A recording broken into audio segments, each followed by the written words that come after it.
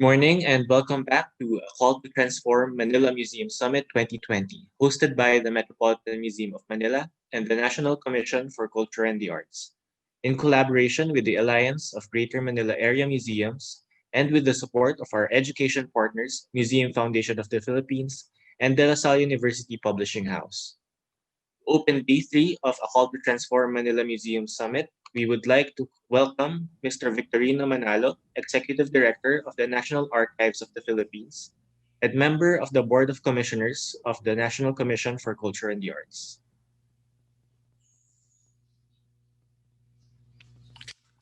Good morning, everyone, and thank you to the Metropolitan Museum of Manila and especially its president, Ms. Tina, for inviting me today to welcome you to this session. We're here today to talk about how the museum community can adjust to the current situation, to the pandemic, and to talk about different responses and different even just thoughts on what's going on.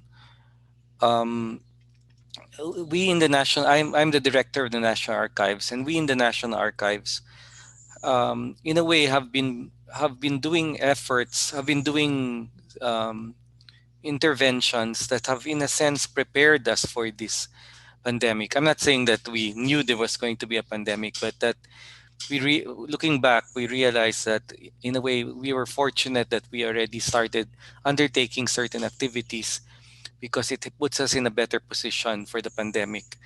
And this is that the fact that we have been advocating and working on the shift to electronic records management.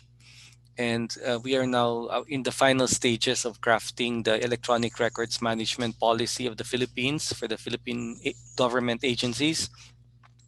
And we have also been undertaking huge programs of digitization, including digitization of what we declare as national cultural treasures, such as the collection that dates from the 18th century from the 17th century of the Archdiocese of Nueva Segovia, no? which we also declared a national treasure. And so having electronic record, working with electronic records and having digital records of your collections actually puts you in a good position to deal with the virtual realities that you have to that you encounter when working in a pandemic situation. We've also been now we have been as a response to the pandemic, we have been shifting our exhibits. Because we do regular exhibits of our collections, of our archival collections. We've been shifting our exhibits to a virtual format, including virtual tours and the like. And we have also been struggling with shifting our training programs into a digital format as well. We've always relied on physical um, training programs, and now we've had to go virtual. In fact, we're handling a 2 day seminar tomorrow on doing exhibits using archival material for exhibits, and it will not even include a section on how to transform your exhibits into a digital format because we are not ready for that yet, no. In fact, that's one of our insights into what's going on, that we also have to give ourselves time to react, time to contemplate what's happening to us. We shouldn't be so hard on ourselves. People shouldn't expect teachers to immediately be able to teach in a virtual format. We need time to adjust, no? Especially because there are many challenges because of what's going on. Earlier, one of the speakers or one of the participants in this forum mentioned that I can't believe that we are all online like this, no. And that's really something that, as I said earlier, we still have to keep on adjusting to. And then they were talking. I overheard them because I like listening into conversations. Um, and I overheard them talking about having to compete with audiences, and having to compete with other presentations and other inputs, and also identifying your audience. Now that you have a virtual audience, what is your audience? No, and so there are many questions that we have to continually have that we continually have to answer, especially when we are put in a position where there is hyperconnectivity. um, we are faced with questions on what we can select. No, everything now can be summoned virtually. Every image, so many images can be summoned virtually. So there's a bigger role now for the curator to select what has to be summoned, what is to be part of, for example, an exhibit. And um, and uh, we can also see that that this takes place in a situation where there is so much inclusion. Inclusion was always something that we tried to aim for in curating, but now we are faced with the situation where people can come into our sphere even though they are uninvited. No, so it's something again that we have to think about, especially this situation that we're all placed where um, we have virtual universal access, but at the same time we have physical, because of the pandemic we have physical uh, restrictions. No, we are isolated physically, but virtually we are hyper connected. So that creates situations that museums must think about in the coming years. No, but I'm confident. In closing, I want to say that I'm confident that museums will work through all of this. I say this because I was going through the bio data of Miss Mami Kataoka, and I noted that though she was working with the Mori Museum for some time, um, she actually became director only in 2020. And I realized what an incredible time to become director. No, in what a challenging time to be director.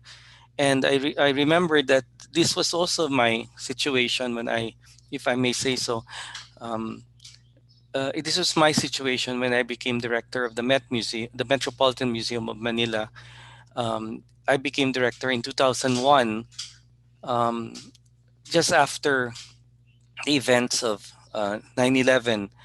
And I remember thinking that, oh my God, this is going to be such a tough time to be to be head of an institution that relies especially on donations. No, but I guess, but you know, things worked out anyway. No, and you can see that we're still all here, and we're all adjusting. I know that because in my office I see how the more mature members of our office, our community, including myself, have learned to adjust to the new technologies that we have to use. In the past, we did not use platforms like Zoom to do meetings, and now we're all well, pretty much adept at it. And we've now used mute. We're now so used to using the word mute as a verb rather than as a noun. We now we constantly talk about sharing, and we don't mean that we're being generous. No, so we're making all kinds of adjustments, and as I said earlier, all these adjustments make me confident that we will survive. And as you can see, that we are all still here. Thank you very much, and welcome everyone. Thank you, Mr. Manalo. We'd like to introduce everyone to our keynote speaker. Mami Kataoka was chief curator at Tokyo Opera City Art Gallery from 1997 to 2002, prior to the Mori Art Museum, where she holds the current position since 2020. Kataoka was also international curator at the Hayward Gallery, London from 2007 to 2009, co-artistic director for the 9th Gwangju Biennale, South Korea in 2012, and artistic director of the 21st Biennale of Sydney last 2018. She has been serving as a board member of CMAM, or International Committee for Museums and Collections of Modern Art, since 2014 and currently the president of CMAM until 2022. She's a visiting professor at Kyoto University of the Arts Graduate School and at Tokyo University of the Arts Faculty of Fine Arts Graduate School of Fine Arts. She's the chair of Contemporary Art Committee Japan, Art Platform Japan, an initiative by the Agency for Cultural Affairs, and member of AICA, or the International Association of Art Critics. She also serves as the counselor of Tokyo Council for the Arts. Kataoka frequently writes, lectures, and juries on contemporary art from Japan, Asia, and beyond. Without further ado, here's Mami Kataoka. Thank you. Thank you for your introduction. And I would like to thank the Metropolitan Museum of Manila and the other organizers of the Manila Museums Summit to have invited me this morning. I'd like to begin this lecture by revisiting proposed new definition of the museum at ICOM conference in Kyoto in September in 2019.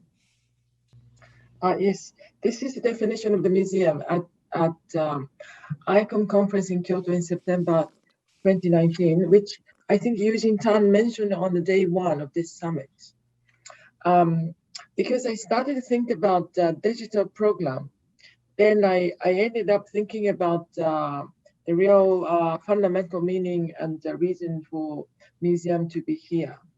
So it means that museums are democratizing inclusive and polyphonic spaces for critical dialogue about the past and the futures, acknowledging and addressing the conflicts and challenges of the present. They hold artifacts and specimens in trust for society, safeguard diverse memories for future generations, and guarantee equal rights and equal access to heritage for all people. Museums are not for profit. They are participatory and transparent, and the work in active partnership with and for diverse communities to collect, preserve, research, interpret, and exhibit, and enhance understanding of the world, aiming to contribute to human dignity and social justice, global equality, and planetary well-being. Although this proposed definition did not meet the consensus, and ICOM has been struggling to come up with the alternative proposal, we can say that this shows at least a certain direction that museums are required to be considering now. And CMAM, International Committee for Museums and Collections of Modern Art, which is an affiliated organization of ICOM, has proposed some alternative wordings in August to the ICOM, and the ICOM's Standing Committee on Museum Definitions will publish the final proposal in between December 2020 and March next year, so that ICOM members can submit their final vote in June 2021. CMAM suggested the following 4 parts to add the word art, because art should be represented in a museum definition beside artifacts and specimens. And education, the educational, learning, community building, and enjoyment aspects are key experience that museums provide. And sustainability, museums should be on the path to a sustainable future, committed to fight back the climate emergency, and taking responsibility to achieve the United Nations Museums and Sustainable Development Goals. And inclusive rather than democratizing. The word democratizing is problematic for those museums in non-democratic context. So CMAM suggests to make it as museums are inclusive and polyphonic spaces for critical dialogue about the past, the present, and the future. Then how is COVID-19 changing the museum practice? I wanted to continue reading some of the surveys and then also articles in the coming some slides. According to the survey conducted by ICOM in April and May this year, it said during the lockdown, many museums enhanced their digital activities, although almost half of the respondents replied that their museum already had a presence on social media or shared its collections online before the lockdowns. Digital communication activities analyzed by the survey increased for at least 15% of the museums, and in particular, social media activities increased for more than half of the museums that participated. And most museums professionals worked remotely in 84% of the museums that responded. At least part of the staff worked remotely during the lockdowns.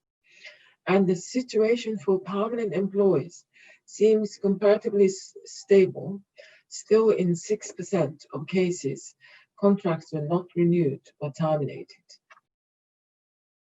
And this bar chart shows how museums in Japan had been closing their doors around the time of this ICOM survey. Now, almost every museum are open. And this one also shows, this is a one page from similar survey by UNESCO in May.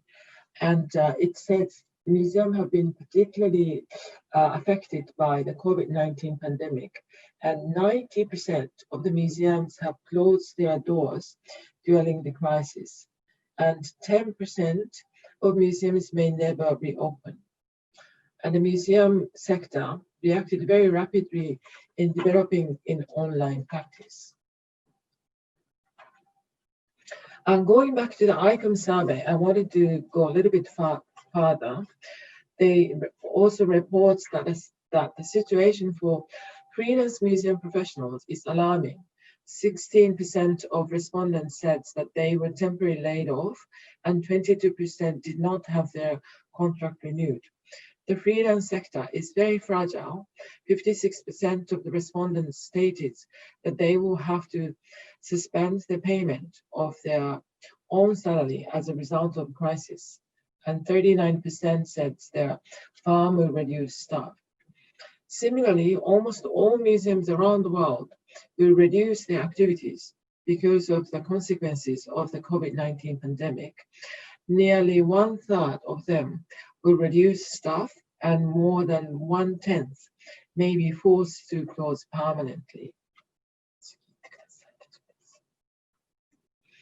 And in May, as a capacity of the president of CIMAM, I sent this letter to CIMAM members, and it says assuming that the world economic impact is long-term, it also throws into doubt future philanthropic funding for museums.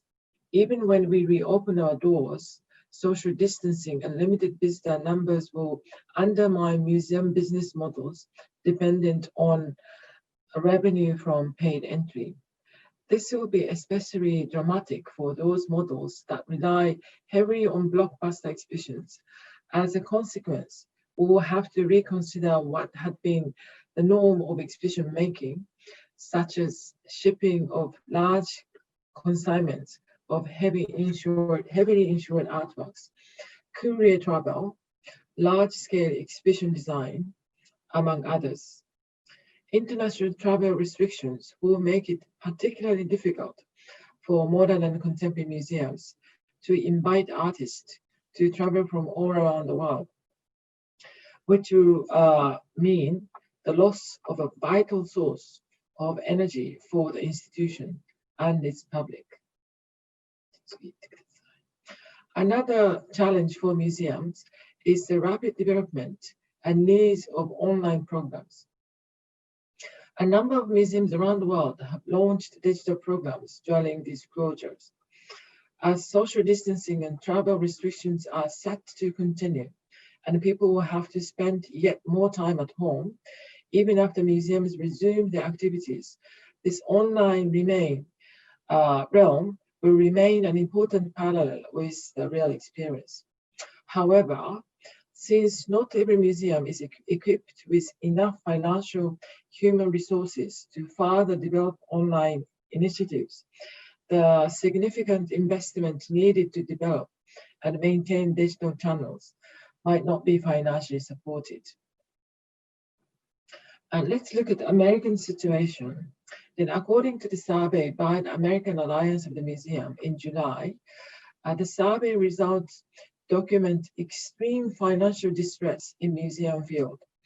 1/3 of the respondents were not confident they would be able to survive 16 months without additional financial relief.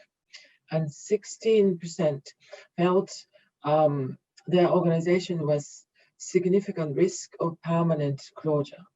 The vast majority, 87% of museums have only 12 months or less of financial operating reserves remaining, with 56% having less than 6 months left to cover operations. And 44% had furloughed or laid off some portion of their staff. And 41% anticipated reopening with reduced staff. And during the pandemic, 75% of museums stepped into their pivotal role as educators, providing vital educational programs, experiences, and curricula to students, parents, and teachers.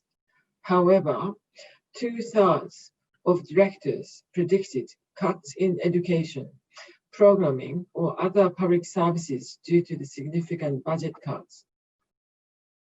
According to the Art newspaper article on August 28th, following the UK government's £1.57 billion support package for art and heritage organizations announced in July, it has now warned museums that they must make greater efforts to commercialize their operations if they are to continue to rely on state support.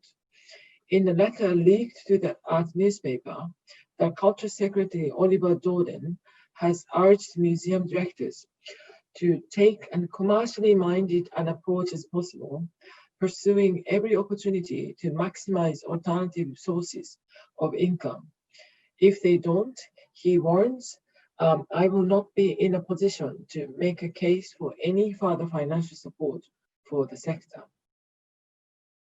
Looking at The Guardian on September 20th, the Royal Academy, like all arts institutions, was already financially squeezed before COVID, but has seen its finances take a further battling and is considering drastic redundancies. And now a group of angry royal academicians is that this week expected to argue that instead of cutting jobs, the institution should consider selling the Tondo. The pandemic has already affected other London galleries. The Tate plans to lose 313 jobs from its commercial arm. Such drastic moves appear to weigh employees in the balance with the worth of artworks, but the value of items in public display is not conventionally regarded as part of the gallery or museum's monetary assets. An art forum in the on the October 5th article, the Smithsonian Institution last week greeted its October 1st fiscal new year by laying off 237 employees in its first permanent job cuts since the COVID-19 pandemic forced the Washington, D.C. based institution to close its doors on March 14th. The cuts come across the organizational retail, concessions, and theater businesses and are meant to offset the more than $49 million in losses, most from shop sales, restaurant revenue, and ticketed events the Smithsonian has suffered since closing. And the losses represent a significant portion of the organization's $1.5 billion annual budget, only 2/3 of which is funded by Congress.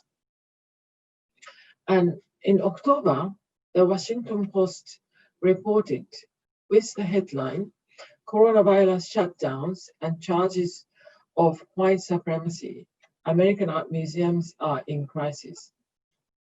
In the year marked by forced shutdowns, the decreased revenue, the accession to artworks, staff cutbacks, and cancelled exhibitions, many art institutions have been rocked by a national moment of reckoning and increasingly vocal calls to acknowledge their racist histories and adopt anti-racist practices.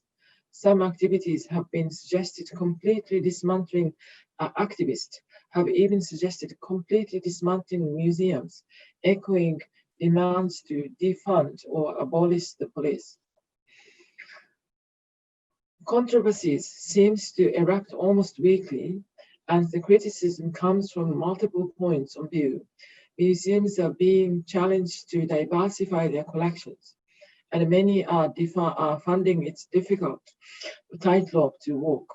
The Baltimore Museum of Art's recent decision to sell works by Andy Warhol by Clifford Still in an effort to diversify its collection, as well as to raise staff salaries and fund equity, diversity and access programs, was met with strong opposition from those who saw the works as part of Baltimore's cultural heritage.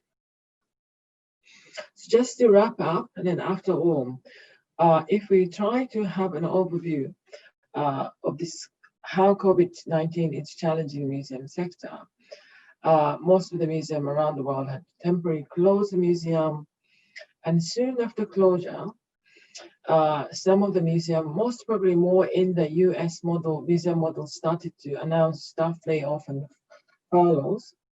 And after reopening, while remaining closing, museums were required a digital transformation by new digital team, organize digital programs, and potentially develop paid program. And starting from George Floyd's death in Minneapolis in police custody in May, Black Lives Matter movement has sparked a hashtag, a network of grassroots organizations and the moral collectives of activities around the world. It expanded to the huge realm, and it makes this COVID-19 far more complicated. But when we can see that the financial crisis for the museums are enormous at the moment, and government-funded museums might be on a safer side, but the private museum, including Mori Art Museum, or any models which rely on ticket income, particularly from international and domestic tourists, are facing a very difficult time. And diversity and inclusivity is also extremely important and inevitable for museum even more. How we can reflect these ideas to exhibition program, learning program, as well as organizational structures are very, very important. And under these circumstances, we have to think, what should we be doing as a museum, or more specifically as a contemporary art museum? And people encounter diverse ideas on contemporary society through different perspectives of artists and curators at Contemporary Art Museum. And people come together to experience and learn this, the contemporary art around the world. So we need to further discuss diverse, inclusive, and equal society through contemporary art, and explore global issues such as environment, well-being, and sustainable society, which arose by COVID-19, and seeks for the future model of out of this uncertainty. And we also need to reassure the museum is a place for real and physical experience of contemporary art. People love to come to the museum after reopening so that they can feel the real feeling of art. But on the other hand, expands the contemporary art experience into digital sphere, which enable us to stay connected with a long distance international audience beyond that distance. And we are also reconsidering local community. Consider local production for local consumption in contemporary context. Then the question comes to the digital platform. And according to the UNESCO report in May, you can see that a lot of museums around the world already had digitized resources.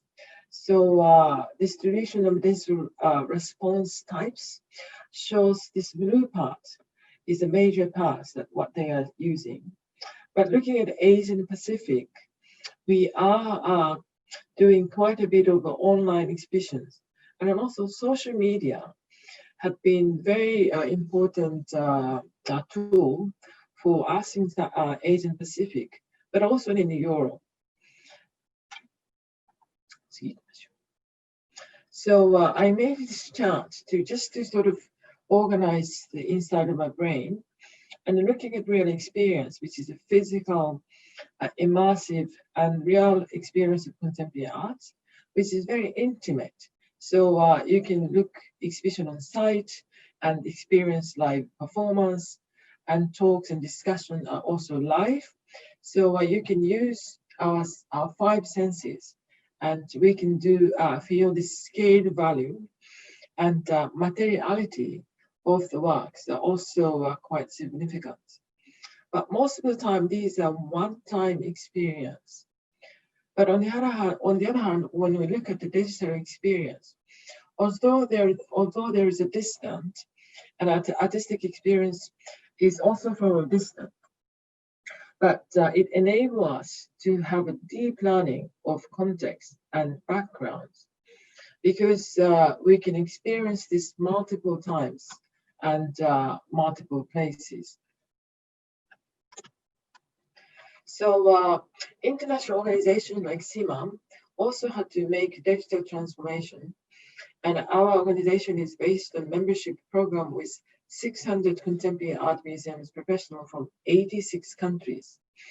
And geographical overview is 38% Europe and 25% Asian Oceania, which I want to promote more from this region. And some others from also Eastern Central Europe, South America, North America, and all of these groups are coming together on this the professional network. So the CIMAM board has designed a program of rapid response webinars that will allow CIMAM members to continue discussing the most urgent concerned questions affecting the modern and contemporary art museum community at this time. And this initiative responds to CIMAM's spirit and commitment to be a platform for global discussion, a space for sharing and connecting, for learning and encouraging cooperation. Now that the webinar makes it possible for all our 600 plus members to come together online from different regions and time zones. And actually we will have our first online general assembly on November 6th. It's the first time in its 58 years of history. And this shows what CIMAM had been discussing since May. So we had been having every month. And I just wanted to announce that today is actually the number 6. How should museum be defining sources in a time of success, in a time of COVID? So if you're interested, you can email me or access to the CIMAM website. Now I would like to introduce how Mori Art Museum have been transforming ourselves since March after closing the museum on 28th of February. And these are the activities that we have been doing: one main exhibition and 4 different types of smaller exhibitions and various learning programs. We closed the museum in February 28th, and it took us 2 months to launch digital program. So main exhibition was transformed into 3D walkthrough and some of the video works from our collection are being screened, and we did the screening program also online, and some of the talks conducted online as well. And I also did a special social media program called the Artist Cookbook. I'll show you later. Also during this few months. And after reopening, thing has to be combined. So the exhibition, that main exhibition that's happening in the gallery, is also distributed through online walkthrough. And continuously museum collection, particularly the video works, are screened online, and Mom Screen continues also both real space and online.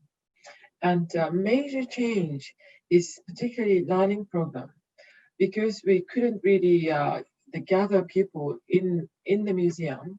So the major transformation happened, but we are now combining real and the digital experience, and then also live and recorded for our learning program.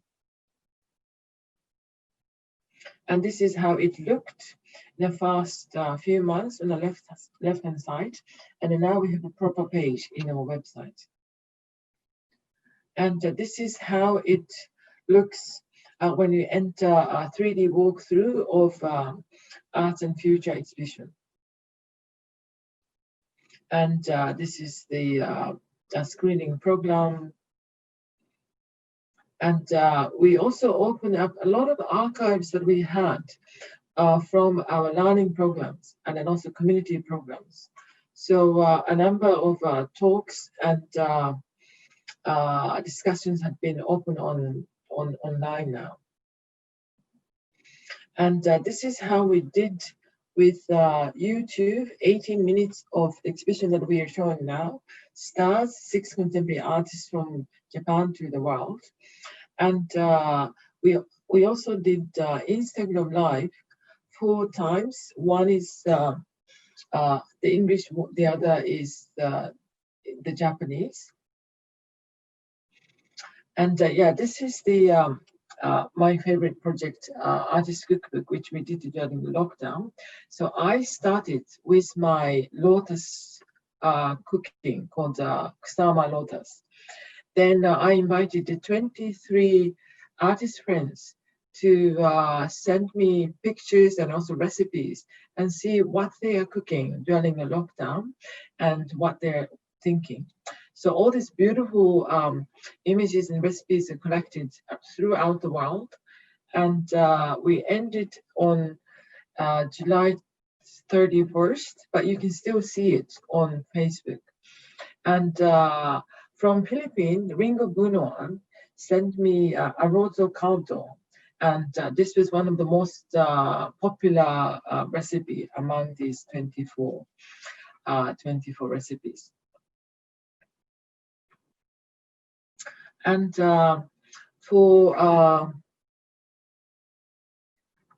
and this shows some of the performances. And this Future and Arts 3D walkthrough, just enormous amount of people saw it. And it was visited by 48,000 people. And the Artist Cookbook by Ma, and total number of likes on Facebook was over 160,000. And Stars Instagram Live, 4 lives, 15 minutes each. The total viewing live and then also IGTV was over 100,000. And then 18 minutes of a Stars exhibition tour is also viewed by 89,000 private view. And we finally started the Mom Digital Premium, and which is the online but a paid program. And this is a challenge, but we started with 100 minutes long Yoshitomo Nara solo interview and Lee Yu-fan, and also 2 hours long curators gallery talk of the stars. And you can access to the site and see the preview, so you can see how it looks. And in fact, there are a number of ways and different processes to how to deliver the program to our audience. And it's actually quite complicated. I realized that after I committed to do all of these. And there's a whole thing that we can do on live. And what we are doing now is live, but online. So I am not in Manila, I'm in Tokyo. So speakers are connected online and then distributed also online. And some parts are recorded and could be professionally edited, translated, and subtitled. But recorded parts could be directly go online, and Vimeo, YouTube, Instagram, Facebook, and streaming via different channels and on media. So these are the challenges of the digital program that I found. And it's so difficult to face the new techniques, new technology. And we needed new team members who are not familiar with this digital technology. And we have to make new program, we have to acquire a new device. And these are technical challenges. But financially also, the production cost is quite high, particularly for high quality paid contents. But it's important we commission some of the artists to make this video so that we can commission some work to do for the artists, which is important. But how to promote paid contents? Because a lot of contents were distributed for free during this lockdown time. So to resume this idea of paying for something is now quite difficult. And equality, how can we reach out to the community who has no access to the internet and digital device, which is still to be solved? And how can we improve artistic quality of experience, because it's not real experience, and how can we improve digital experience? But at the same time, it has enormous opportunities. I found that it can be the tool to stay connected with large number of audience at a time, with a distance, and who are unable to actually come. And digital learning, I also see that enormous opportunities for digital learning, particularly for schools, because a lot of schools also are closed, and the teachers has to sort of implement a lot of most of the classes online. So maybe it's a great time for museums to work with the school teachers to use our resources for their classes, which was difficult if physically all the children have to come to the museum. And the collaboration, I think, because the making these contents are quite time consuming and costing, that sharing these contents and collaborate with other institutions would be quite important. I had actually had some discussions with Sahania, Eugene Tan, and some other colleagues to make some shared online platform for new kind of membership. But the most important part for me is to multiply spheres of museum activities. So we have to change our mind. The museum is no longer in the physical space, but this digital sphere is also a museum space where we can activate our program. And so this is how we did transformed our program. And but going back to icon museum definition, we can look at the last part, that they are participatory and transparent and work in active partnership with and for diverse communities to collect, preserve, research, interpret, exhibit, and enhance understanding of the world, aiming to contribute to human dignity and social justice and global equality and planetary well-being. I don't think the COVID-19 changes this mission. And even with or without digital program, this fundamental role of the museum should be staying same. And lastly, I wanted to share my letter to the CIMA members. The last part, that it is our responsibility as a professionals in the global community for museums of modern and contemporary art to confront and overcome this situation through solidarity. And our new everyday is only just starting. Thank you very much.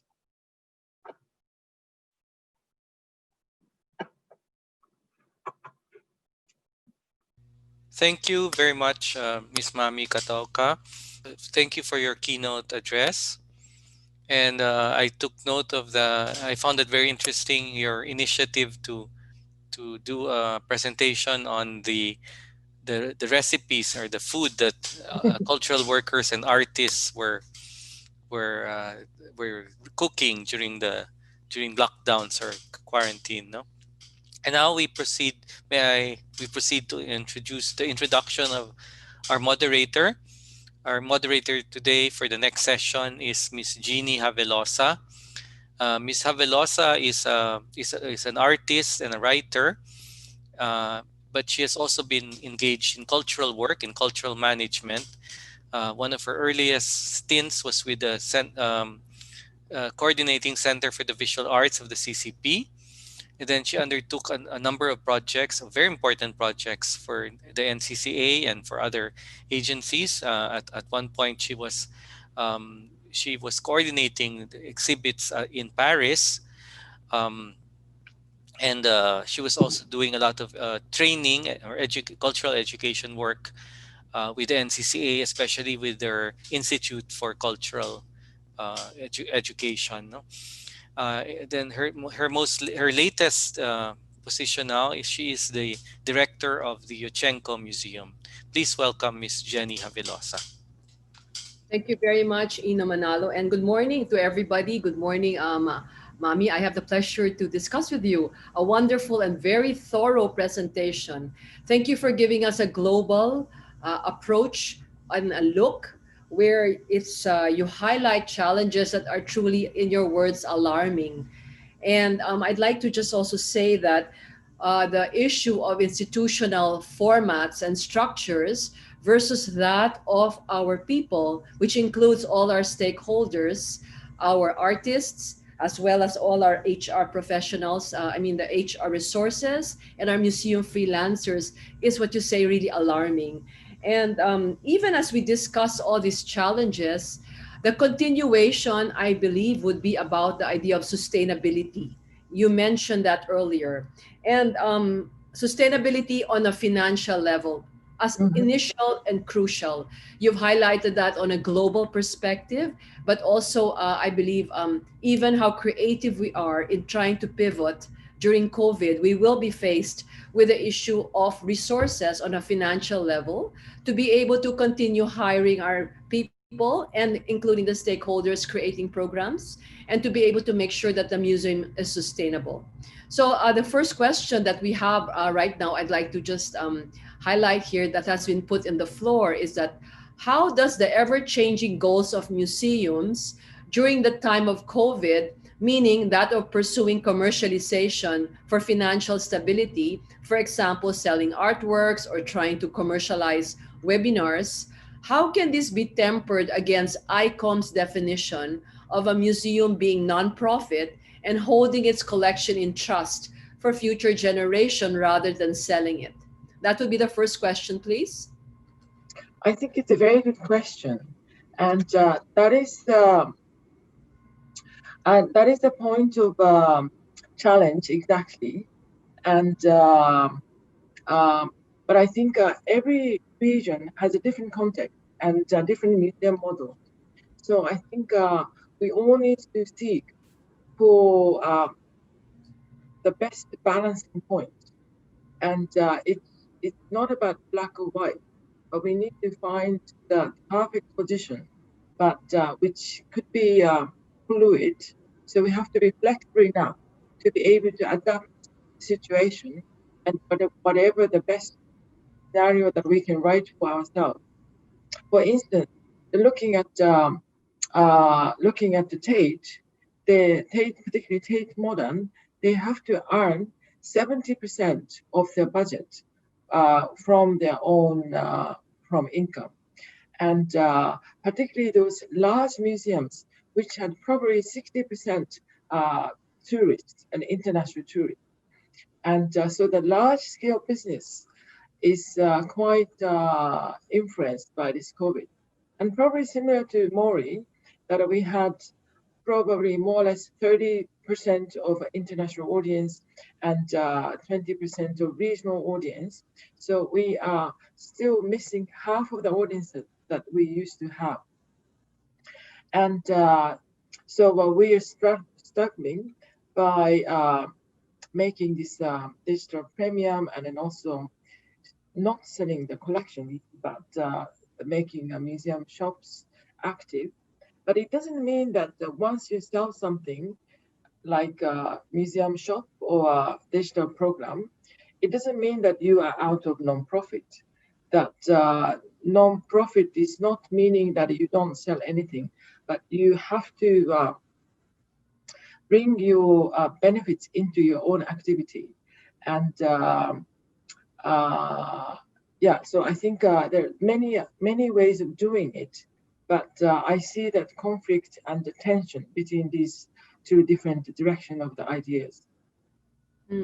I think also a lot of the museum people in the museum world, in the perspective of a nonprofit and just keeping on sustainability, do not really look strongly all the time on the financial angle unless you're part of the board or part as a director. And we speak from that same level of having to think of how to continue bringing in finances, right? But when you look at the balancing of this, especially with our stakeholders, let's talk about our professionals, our freelancers, as well as our artists. When you see the great challenge involved here, how do you even decide when you know it's about livelihood of a life versus that of an art piece? So, I'd love to hear your perspective on this, because while all of us are greatly challenged right now with all our minds trying to think of possible ways, there is really this dichotomy we have to look at. And I'd love to hear your perspective on this. Can you? Yes, the idea that you have to take care of your artists, your people, your personnel, your stakeholders, because you need to be financially viable and sustainable, versus programs, versus the direction of being able to keep intact a collection. I know it's two different things. I would just like to know your perspective, because I know there is really no answer, but just to see them, the importance of both in keeping the institution alive. Yeah. So I think probably staying for the first question, that there is no answer at the moment. And an earlier time in April, May, we discussed a lot about we need to find a new business model. But for now, I haven't really seen any clear answer, or I haven't come up with any great idea to find this new museum model, because there are not much ways of receiving revenue for the museum unless we sell the ticket, or we have great government support. And museum business, in a way, is already not making a business in a normal business idea. That I once I heard a long time ago that museum business is minus 300% business, meaning that it will not make benefit anyway. So it's fragile business, but the people understand it's important. That's why government or public funding comes, and then also private patron comes in to support us. So every corner there is a conflicts and the difficulties. But I can only say that you try to walk on this tightrope. It's difficult, but you have to train your muscle to be able to walk through this tightrope. I think that you've really hit it at the dot with having to be in a limbo space and training new muscles for everybody in the whole museum scene. And you gave us a very good framework. I'd like to say thank you for that, because it's a framework that allows everybody who's attending this to be able to see how to approach a museum holistically in this time of COVID. Have you seen in creating this framework, what has been the most important of those four quadrants? You show the intimate experience of the art as well as that of distance. So you created a framework to see how we could holistically balance it. But in your opinion now, at least at the Mori Museum, which part of that is giving you the most problems and or the one that is the most successful among that four in the framework? We are now trying to really enhance a direct real experience. And so maybe in a future program, there'll be a large scale, even the exhibition now we are showing in last exhibition, we have large scale installation. Even though people see it online, people come and experience Liu Fan's white stone pebbles space. It's magnificent and it's hard to deliver through online. So we are conscious about making a specific space, installation, specific physical experience at the museum site. But at the same time, as I showed, the digital program has enormous opportunities to reach out these people who cannot really come, not only out of the national border, but also from the distant part of the country. The people say, oh, I wanted to come to museum, or even school. My friend doing art teacher in Hokkaido, they said, oh, we never see contemporary art in Hokkaido. So I want to bring my students, but they cannot come physically. But online, we could do something. So I see enormous opportunity to both direction. And I think it's important to make it clear that what is the benefit, what is the feature of these two polars, then we can activate both. We are all a work in progress with that framework of yours, but I think that you identifying things like this allows us to look at it holistically. We have another question on the floor here. How do you deal with rights management or intellectual property rights management for use of images and archival materials for your collection in digital formats in Japan? It's quite difficult. It's a good question. And but our government relaxed the copyright, property right, intellectual property right during this lockdown time. And I have to check if they ended or they keep relaxing. But soon it happened after school class had to be online.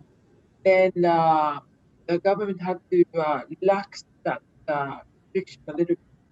But it's still, again, ongoing discussion with the copyright agencies and how to be able to share these images.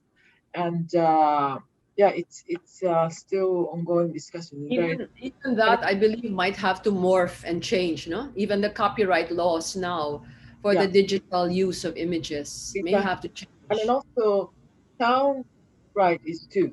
By using the music as a background of this video, then you have to register to a certain organization and agency. And all those places has to relax a bit to be able to distribute. Are they open to this, or is it everything is under discussion? I think they are all under discussion. Okay, so everybody's in the limbo phase, and everybody is trying to just keep their sanity and keep the institutions going. I just wanted to say that your last favorite program, the digital program of the food, touches a lot of general public.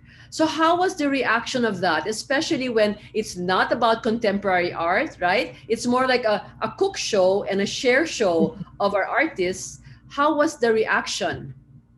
I started this referring to Alan Kaplo, and who was looking at the art in everyday life.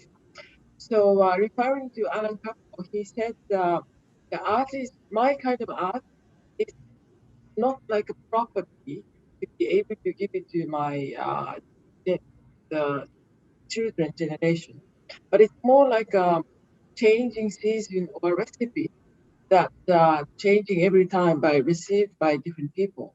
So recipe could be a form of art, and also we can understand or extend our imagination to our friends around the world, where they are, what they are eating. And reaction was great, particularly in Southeast Asia. And non-art people also reacted so much. And people needed some touching warmness by this program. So the one of the reasons that Ringo Bunoan's porridge and then also all this comfort food was very popular during that time, because people needed something to stimulate their mind and make some, give some warmth and feel their well-being. And so eating was a fundamental sign of life, and then I think it's very artistic. And then actually one of the publisher, it was interested in actually publishing this whole series of a cookbook So my into question is, because you went into the digital space and all of a sudden it was everybody, how has been the new audience development that has come from that specific program? Did you see a real spike in a new audience development?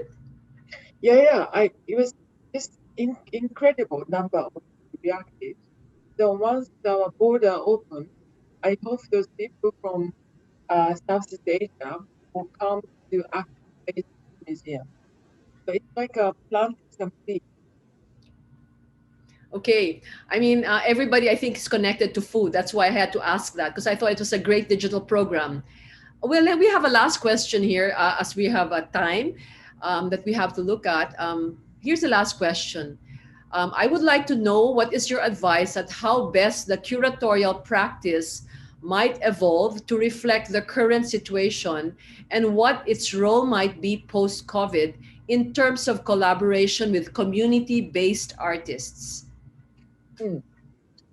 I think making exhibition or museum activity is for me always the reflection of society. So even before COVID or after COVID, museum and then also exhibition making has to be a reflection of what is happening in the world. So naturally, our exhibition making or curatorial practice will reflect what happened. Also, we all of us thought a lot about fundamental meaning of our life and what is most important for us, what is essential for us and for us. And is art essential or is museum essential? What is question will arose? So those questions will be probably reflected to the uh, future practice. And for sure, to think about the life itself will be a major topic of coming years. And then also idea of sustainability, this planet, and sustainability of our mind, and all of these were coming into the curatorial practice. And community-based program, actually we were doing already some of the community-based program, and those people who were connected through our learning program are actually still discussing online now. So they are continue to be discussed. So I can only anticipate that they will come together again physically whenever it becomes possible. And we are also doing Oscar Mulio's school project online. So Oscar is in Colombia and he's working with children in Tokyo to do some project. So there are always ways to do, and everyone is doing all the experiments. And there's no failure now because everything is new to everyone. So just don't be afraid. Just to try to be creative and do whatever you think that might work now. So thank you so much. I think your fearless forecast of really no forecast, because we're all not sure where we're going, has also given us fantastic tools to be able to manipulate and work the existing limbo where everybody is faced with the same challenges, and making us all think about it deeper, and to know that our curatorial roles is really to be able to see how can we create a better world through the museum institutions that we have. So I would like to thank Mami for joining us this morning, and we would have that, I believe your presentation will be shared later on by the Metropolitan Museum of Manila. So thank you, Mami. So we end our keynote speaker, a very distinguished board member of the CMAM and involved with ICOM. And we will move now into our next session, which is a panel discussion after we have three different speakers who will now discuss their specific museums in the region, in both in North America, in Europe, as well as in Southeast Asia. So thank you, Mami. I'd like to go now into introducing our next speaker.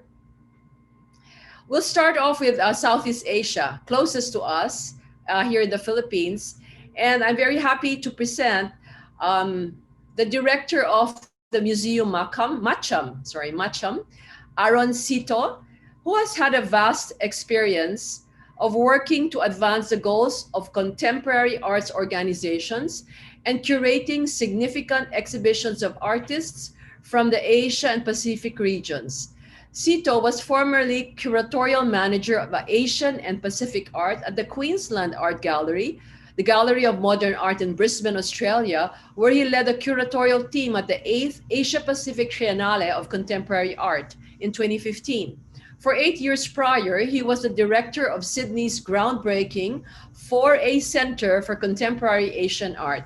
So let's bring in Aaron, Mr. Cito, and give us your of the Matcha Museum, as well as a perspective from Southeast Asia. Good morning and thank you.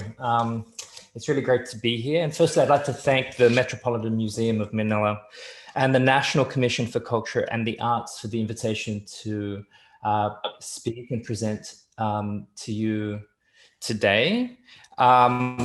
This is a very short presentation, and it really just encompasses some of the challenges which we've faced at Museum MACAN, and also some of the thinking and ideas that have gone into developing a program in a COVID landscape, and also thinking about what the future might look like, and how, as curators and museum professionals, we might adapt to this new future.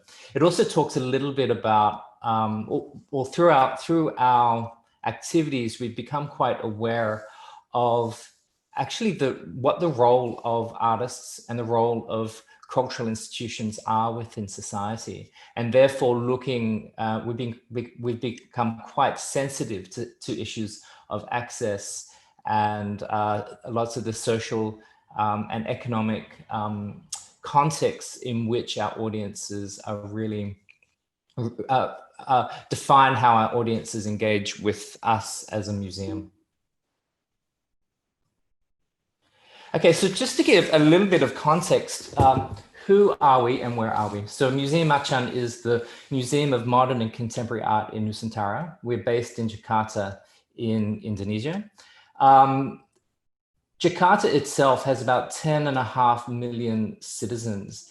And before COVID, the population of Jakarta would actually fluctuate by about 10% day to night. And outside of, in Greater Jakarta, the population of Greater Jakarta is about 30 million people. So Jakarta itself is a big city.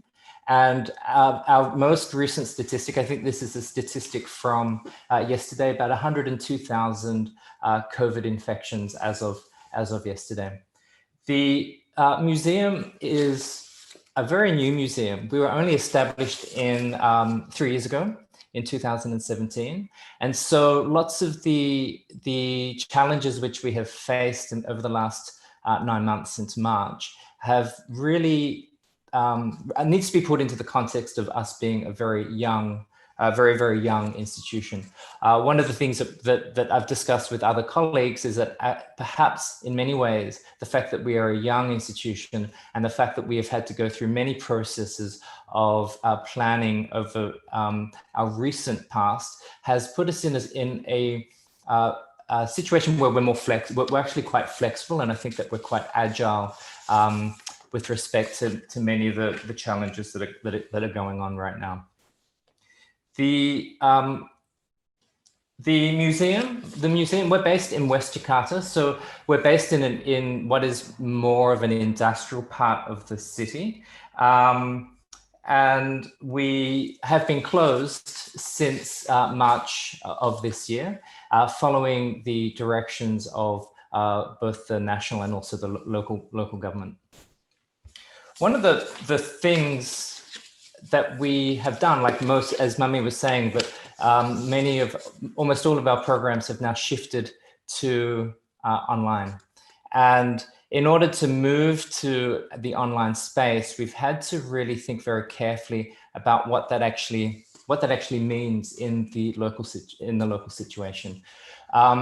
Almost immediately, we would be running weekly staff meetings with the managers of the museum, and looking around the virtual table, I realized that actually we have many different ways of engaging with the online environment. Not all of us have great data capacity. Some of us have got kids at home. We're also teaching. We're teaching our children. We're managing our households, and we're also working often all within the same space. So the transition to museum from home also encapsulates many of the kind of at-home issues which we all face. And so one of the challenges which I threw to the education team and also to our design team was, what do we prioritize, and how do we prioritize it?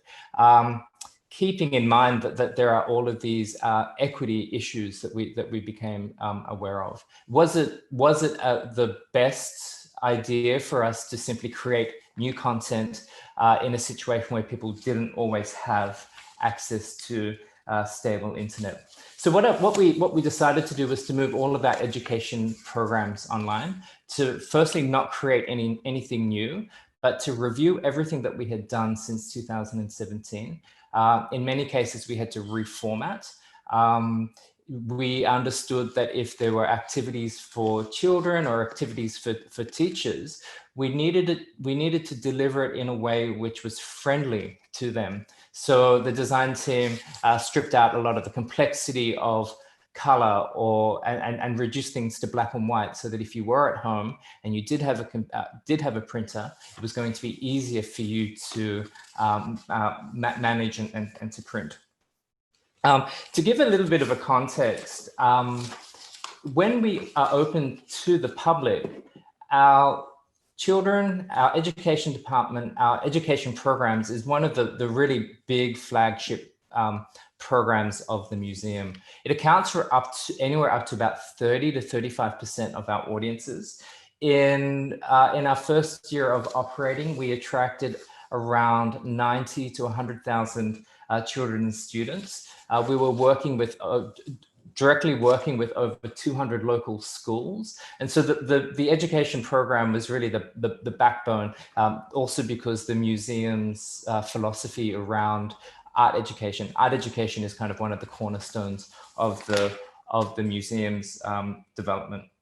So we understand that the challenge ahead of us requires our institutions to be responsive, not only to the technological developments as they become available to us, but also to be reflective of the communities of artists and the audiences which surround us. There needs to be idealism in our embrace of new formats and processes to ultimately elevate access and broad social engagement with art and culture.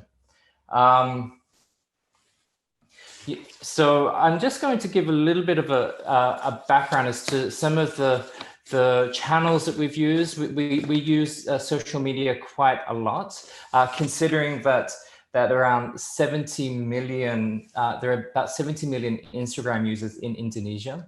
And social media is one of the most easy ways for our audiences to communicate. This is how that they get their information. So we understood that, and we developed a number of programs that were delivered specifically using these platforms. So you'll see on the right hand this image here of a painting by Aramayani. We decided to create a audio guide that was delivered just on Instagram.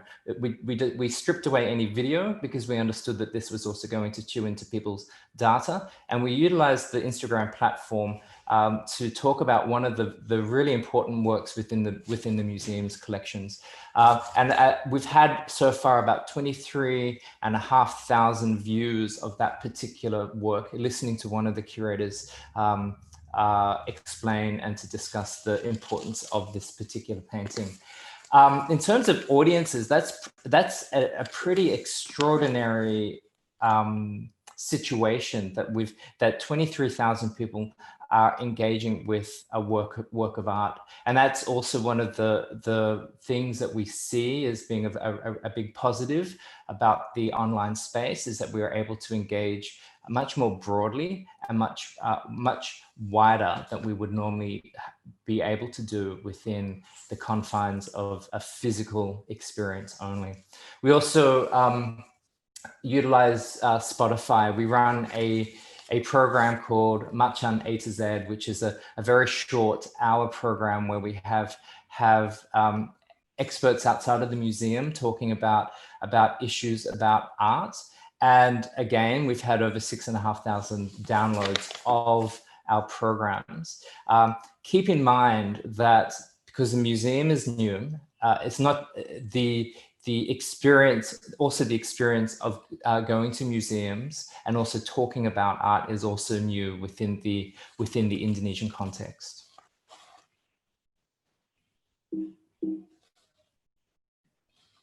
So we're also planning for the future. You know, what does we hope that by early next year, we'll be able to reopen to the public. And we know that when we do reopen, that there will be lots of conditions that will be imposed upon our visitors. So we need to manage a hybrid approach, not only to the physical experience of visiting the museum, but also the ways in which we program.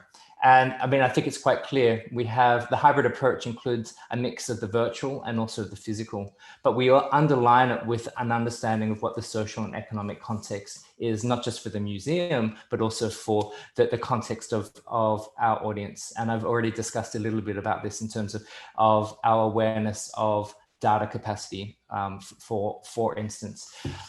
It is a really big challenge for us because the education and the school visits are a big part of our program, and we know that when we do reopen, that kids will probably not be able to come into the museum for a while, and we also know that there won't be any of the physical touching that lots of our kids programs already kind of encourage. So how do we do this? How do we develop programs for children in a situation where, one, they can't actually come into the museum, and two, if they can come into the museum, we can't engage with them as we would normally do so. So I'm going to introduce you to a project we've been developing over the last couple of months. It's a commission. It's part of our children's art space commissions, where each year we commission, we do two commissions with two different artists, where that they make a work specifically for children.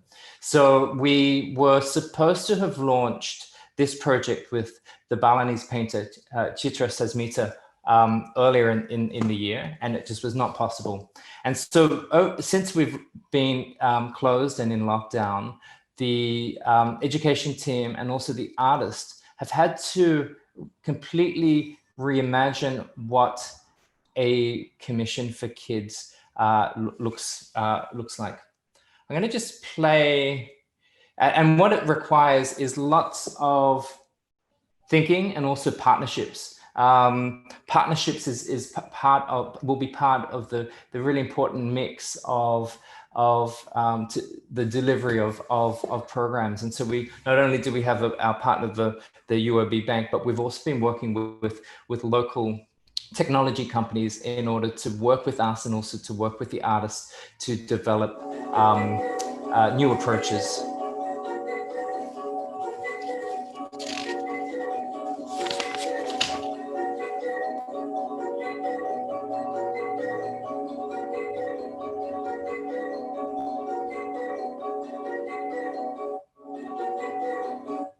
So what you just saw was part of an animation which will be incorporated into a hybrid approach. It started off as a very big 7-meter long painting, which Chitra produced in Bali. It was shipped to the museum. It's been rephotographed and digitized. And then we've also been working with our technology partner, whose name is called Festivo, to animate and to create both some augmented reality components to it.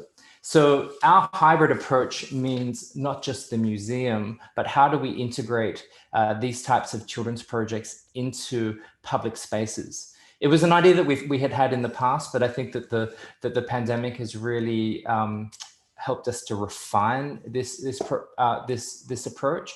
And so when we do launch this project very shortly, we're going to be launching it across different parts of the city. It'll be as simple as what you see here, a QR code, which will allow for an augmented reality interaction of Chitra's artwork and Chitra's concept into the physical environment. Yes, there will be storytelling components. So there will be Chitra will be reading parts of the story, which will be downloadable and you can engage with online, but also integrated into social media. We are about to launch this, so if you follow us online, you'll be able to find out more information about the dates and when all of this will happen. But I think that to just end here, one of the big challenges really are for us are really around access to art, and it always is, I think. How do broad audiences, especially audiences who are unfamiliar with going to a museum or even engaging with artworks and artists, how are we going to reach out to them into the future? It also requires lots of partnerships. So how do we all have resource limitations and knowledge limitations. So this technology space requires the working with people who are well-versed and also experimenting with these ideas. Internally, it makes has made a big impact in terms of the human resourcing.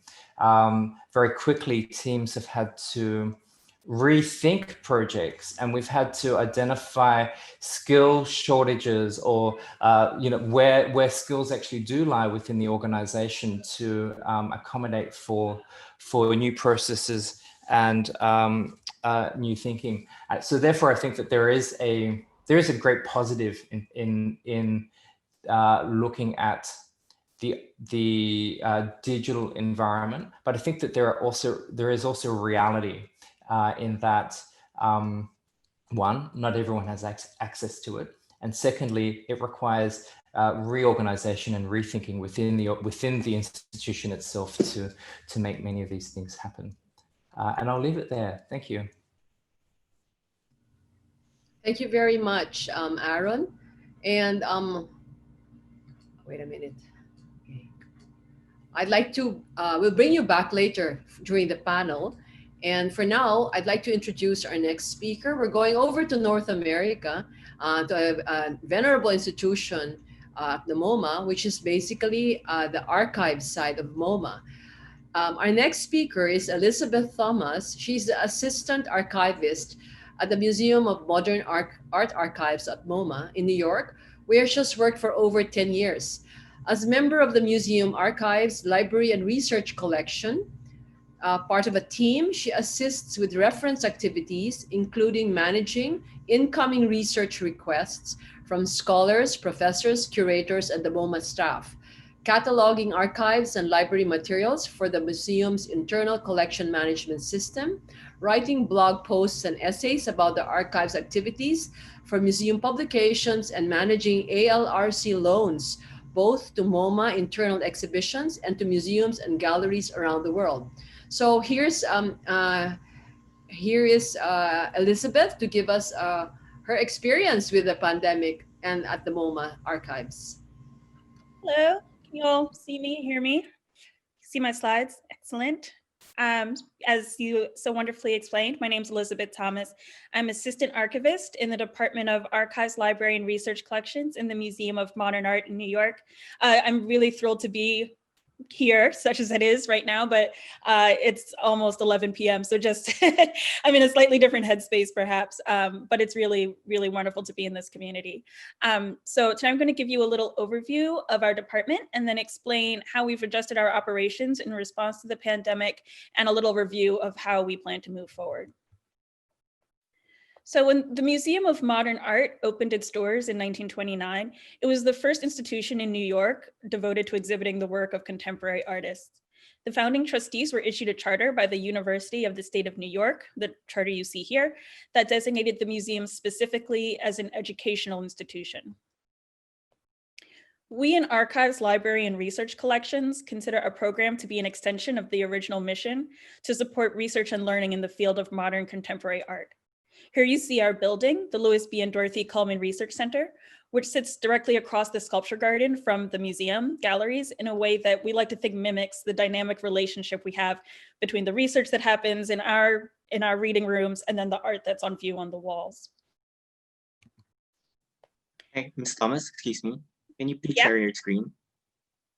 Is it not? Yeah, it's not shared right now. Thank you. Oh, wait. Is that working now? Yes, that's working. Thank you. Okay, wait, let me go back. So that was our reading room. Is that good? And then here's our library and numbers. So when the museum's library was founded in 1932, soon after the museum's founding, since then it's developed into a widely recognized research center for modern contemporary art. The non-circulating collection documents painting, sculpture, drawings, prints, photography, architecture, design, performance, video, film, and emerging art forms from 1880 to the present. The library's holdings include over 320,000 items, including artist books, ephemera, files, and journals. The library serves as an in-house resource for MoMA staff, but also gets about 2,000 public visitors each year, pages 18,000 items a year, has an extensive loan program, and performs other outreach activities. The archives was established many years after the library in 1989. The archives collects, preserves, and makes accessible nearly 90 years worth of the museum's historical records, 40 years worth of the records of MoMA PS1, MoMA's contemporary art affiliate, and other primary source documents concerning art and cultural history in the 20th and 21st centuries. This includes private archives and papers of artist galleries, dealers, art historians, critics, and others. The holdings also include an extensive photographic archive and interviews conducted as part of an archives oral history program. So just to also give some overview, until very recently, the archives and library were actually two separate departments with two separate department heads. But in 2017, the archives and library merged into one department, the Archives, Library, and Research Collections, with Michelle Elegant as department chief. Though we are technically one department now, as assistant archivist, I primarily work in the archives, collection, and reading room. So that's what I'll be focusing on today, and that's really my area of expertise. So this is a view of the archives reading room on a pretty typical day last year. Before the pandemic, we were open to both staff and the public by appointment. The reading room was open 4 days a week. Sorry about the fire engine going by the way. The reading room was open 4 days a week. We accommodated 8 to 12 on-site researchers each day. On any given day, our reading room was at capacity with a waiting list in place. Most of our holdings have not been digitized, and these records are such an essential resource for scholars, students, curators, conservators, writers, journalists, artists, and museum staff. So it's really a very lively reading room. The focus of the archives is the particular history of MoMA, the Museum of Modern Art, but because it just was such an influential institution, it has become a nexus for a lot of people's research. And yeah, you can see that the reading room would get quite busy. We also did many presentations to research groups, curatorial teams, and so on, which you can see here involved getting many people unmasked into one room.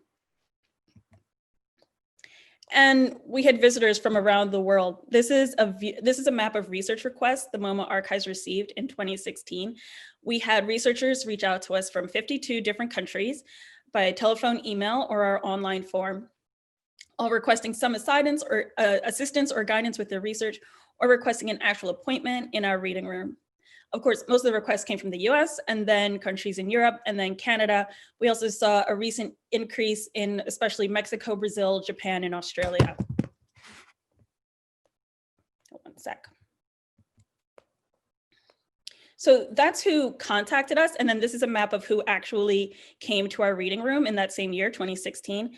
It was researchers from 31 different countries. As I said, we've always really believed in open access to anyone who has a demonstrated need to use our reading room. So it's been a real pleasure, and it's really wonderful that we've always have a really wide range of people who come to the reading room. And then this is the research center closed. The New York City locked down in March due to the COVID-19 pandemic. And of course, both the archives and library had to close with the rest of the museum. We were taken quite off guard by the lockdown, as the whole city was. We were pretty sure that we'd be closed for a matter of days or weeks, but it quickly became clear that this situation was unlike anything that we've ever had to deal with. The archives was so used to the reading room itself being a cornerstone of how we fulfill our mission, and suddenly the reading room needed to remain empty, wisely, by order of the governor, and we suddenly had to pivot to think of how we would serve our researchers remotely. Luckily, while most of our records have not been digitized, we did have some resources that were. One of the most significant ones is our online exhibition history, which we released in 2016, as seen in this New York Times article. With the exhibition history, you can search for an exhibition by keyword, for example, Bauhaus, and find all the MoMA exhibitions with that keyword. So look at this example. You can find this landmark exhibition from 1939, which was also the one highlighted in the New York Times article. Once you click on the page, that was the one highlighted before, you get this hero image, an installation shot.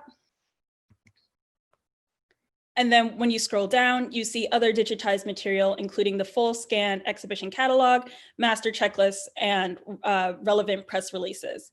We may not have all these materials, the catalog, checklist, and press release for each exhibition, because historically not every MoMA exhibition had each of those materials, the catalog, checklist, and press release. But if those materials exist, they are digitized and they're linked to the exhibition page. Creating the exhibition history site, it was really a collaboration between many departments. The exhibition catalogs, like the one on the upper left, they were held by the library, which again was a separate department at that time. And they were scanned as part of one project. And then the press releases, like the one on the bottom right, bottom left, that was held by archives. And they had been scanned actually by through a separate grant many years ago. And then we had the master checklists, like the one on the right, and those were also in archives, but we had them digitized specifically for this project. So then we had all these resources from various different projects, and then we decided to put them all together, which was a project which was done by MoMA's digital media department.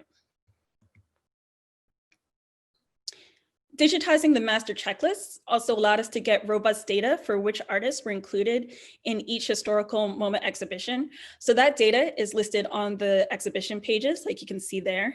And then if you scroll down again, you see all the digitized installation photographs for that show.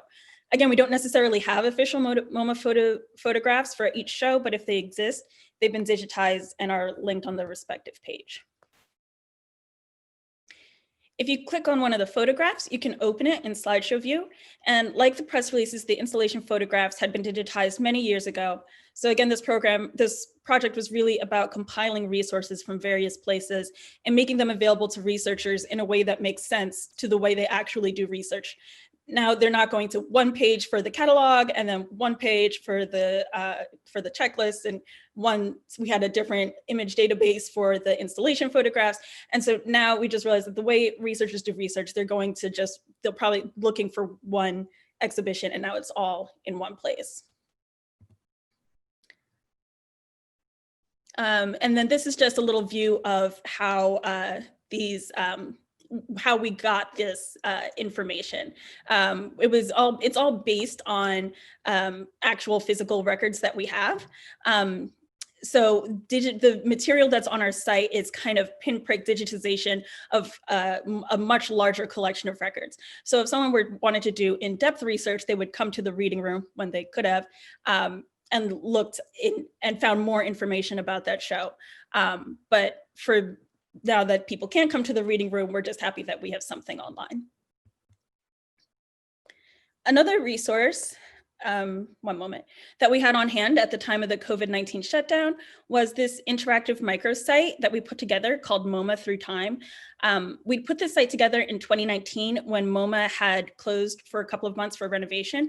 It's a time when we were similarly trying to serve our researchers, even though our doors were closed. So the site you see on the upper left, it aims to tell an incomplete history of MoMA and MoMA PS1 as told through objects in the archives. So for example, if you were to scroll, you see the dates on the bottom. If you were scrolling on the actual site and to click on the 1970s, you see this selection of documents. And let's say you selected that one on the right, Art and Protest at MoMA.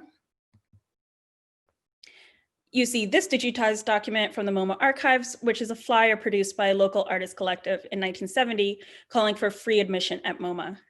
Like the Exhibition History Project, the MoMA Through Time site was a massive cross-departmental undertaking. And honestly, it's only luck that we already had it on hand, that we had it completed for the 2019 renovation, and then our closure for COVID-19 happened so soon afterward. Closing so suddenly and indefinitely, we decided that in order to fulfill our mission as an educational institution, if our researchers couldn't visit in person, we needed to otherwise help them with their projects. To that end, in June 2020, we published an article in Magazine, which is MoMA's online publication, called Modern Art History Research at Home. The article gave a rundown of the research resources MoMA makes available remotely, such as our online exhibition history, resources from the library, like their database of electronic resources, other publications that have been digitized and are linked on MoMA's site, and many more. We also included non-MoMA general research resources that are available digitally like JSTOR and the digital collection available on the Library of Congress site and the Getty Research Institute and others. And specialized resources like the Schoenberg Center for Research in Black Culture, the Asia Art Library, and UbuWeb. Some of these digital resources were platforms that had temporarily lifted restrictions for the COVID-19 crisis, and others were resources that perhaps had already been there. The article is, of course, not completely comprehensive, but it's been a great list to point researchers to while our reading room is closed. The museum recognized early on that the COVID-19 pandemic is a public health crisis in which our expertise is completely limited, to put it lightly. To that end, we had an epidemiologist consultant brought on, an infectious disease expert from Mount Sinai Hospital. So with his guidance, MoMA slowly brought staff back on into the building in phases, starting in July with us working just 1 day a week. And then in August, the galleries reopened to the public with new safety protocols in place, including contactless admissions, temperature checks, and limits on the building capacity. However, our reading rooms here in archives, library, and research collections will remain closed until at least the beginning of 2021. These days, our reading room looks very different than it did this time last year, a little bit lonelier, I might say. We worked with the epidemiologist that MoMA had contracted to develop a phased reopening plan for our department. Phase 1 was being closed completely, of course. And then phase 2 was a limited return to remote service just for MoMA staff, such that they can check out books. And then phase 3 is providing staff, but just staff, with on-site appointments for any archives and non-circulating library items they need to see. So in this phase, the archives is accommodating 2 to 3 staff members at a time on only 1 day a week, spaced out in a specific pattern on our desk. You can see we're using these placards to indicate if the seat can be used or if it needs to be cleaned.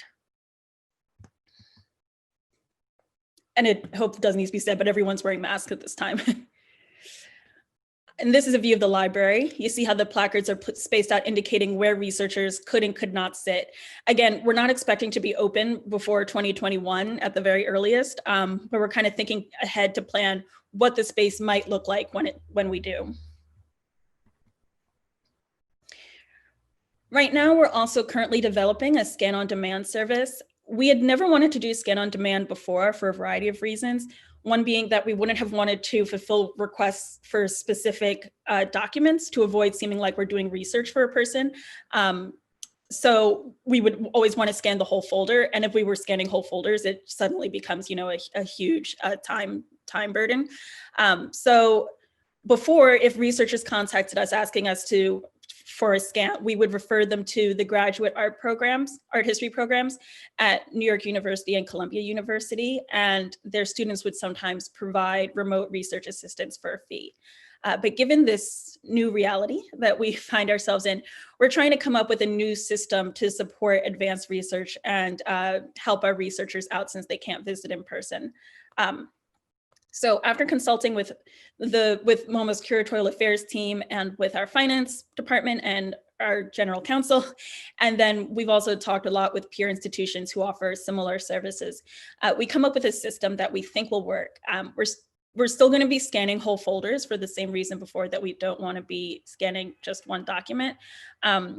But we will allow researchers to request a certain amount of folders with a limit on how many they can request in a given time period, so we don't get completely overwhelmed.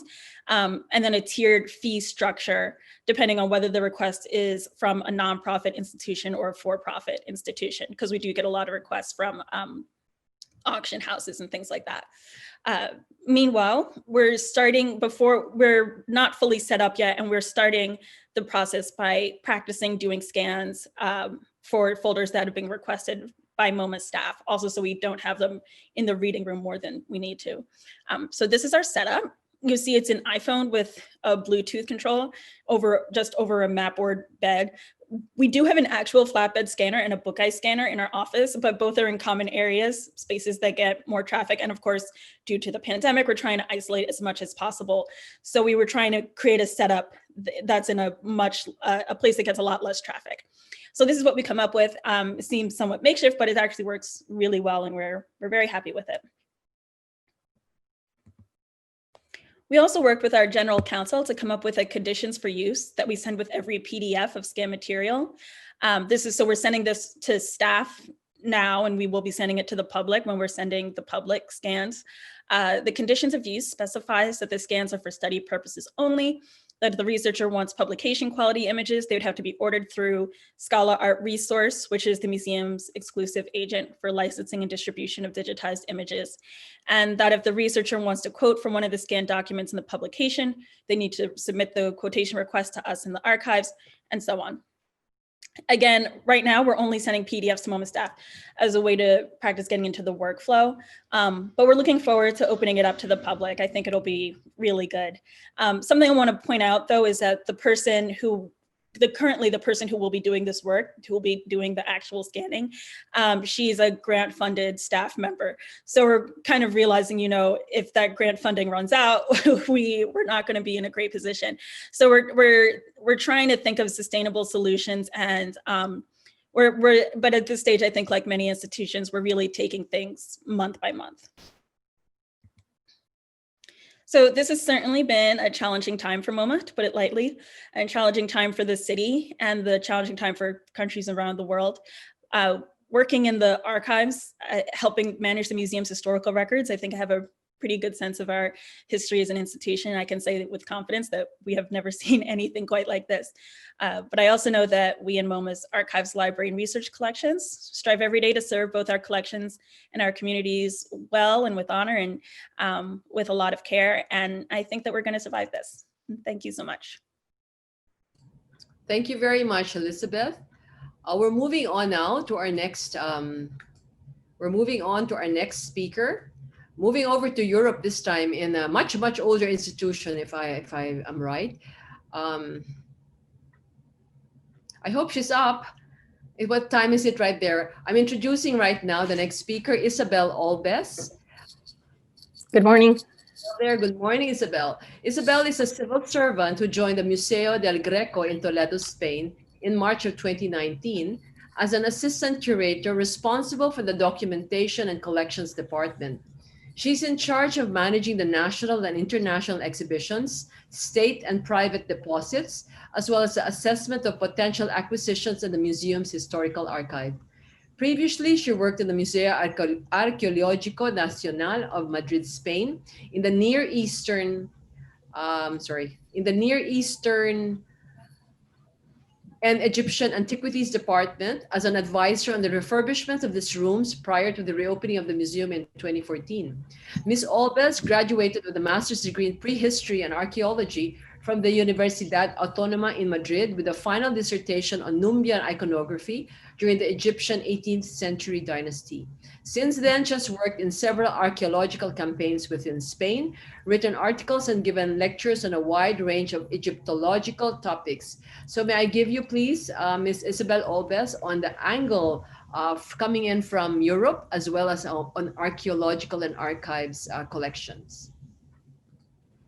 Thank you very much, Ms. Jeannie Javelosa, and good morning from Madrid. It's 4 o'clock in the morning, but I'm very happy to be participating in this summit. I would also like to thank Mrs. Colaiko, President of the Metropolitan Museum in Manila, for inviting me to this summit. When I got the invitation, I thought it was a fantastic idea to be able to talk about the effects of the pandemic and what we've been able to do from our museum to overcome the situation.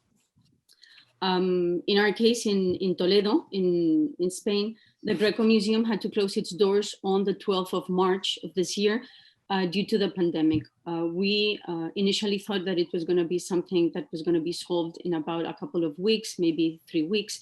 It ended up being a long period of 3 months. During that time, of course, as any other museum, we had to change and adapt our entire cultural program. And we had to modify it to become purely digital, as obviously people were not, could not physically visit our own facilities.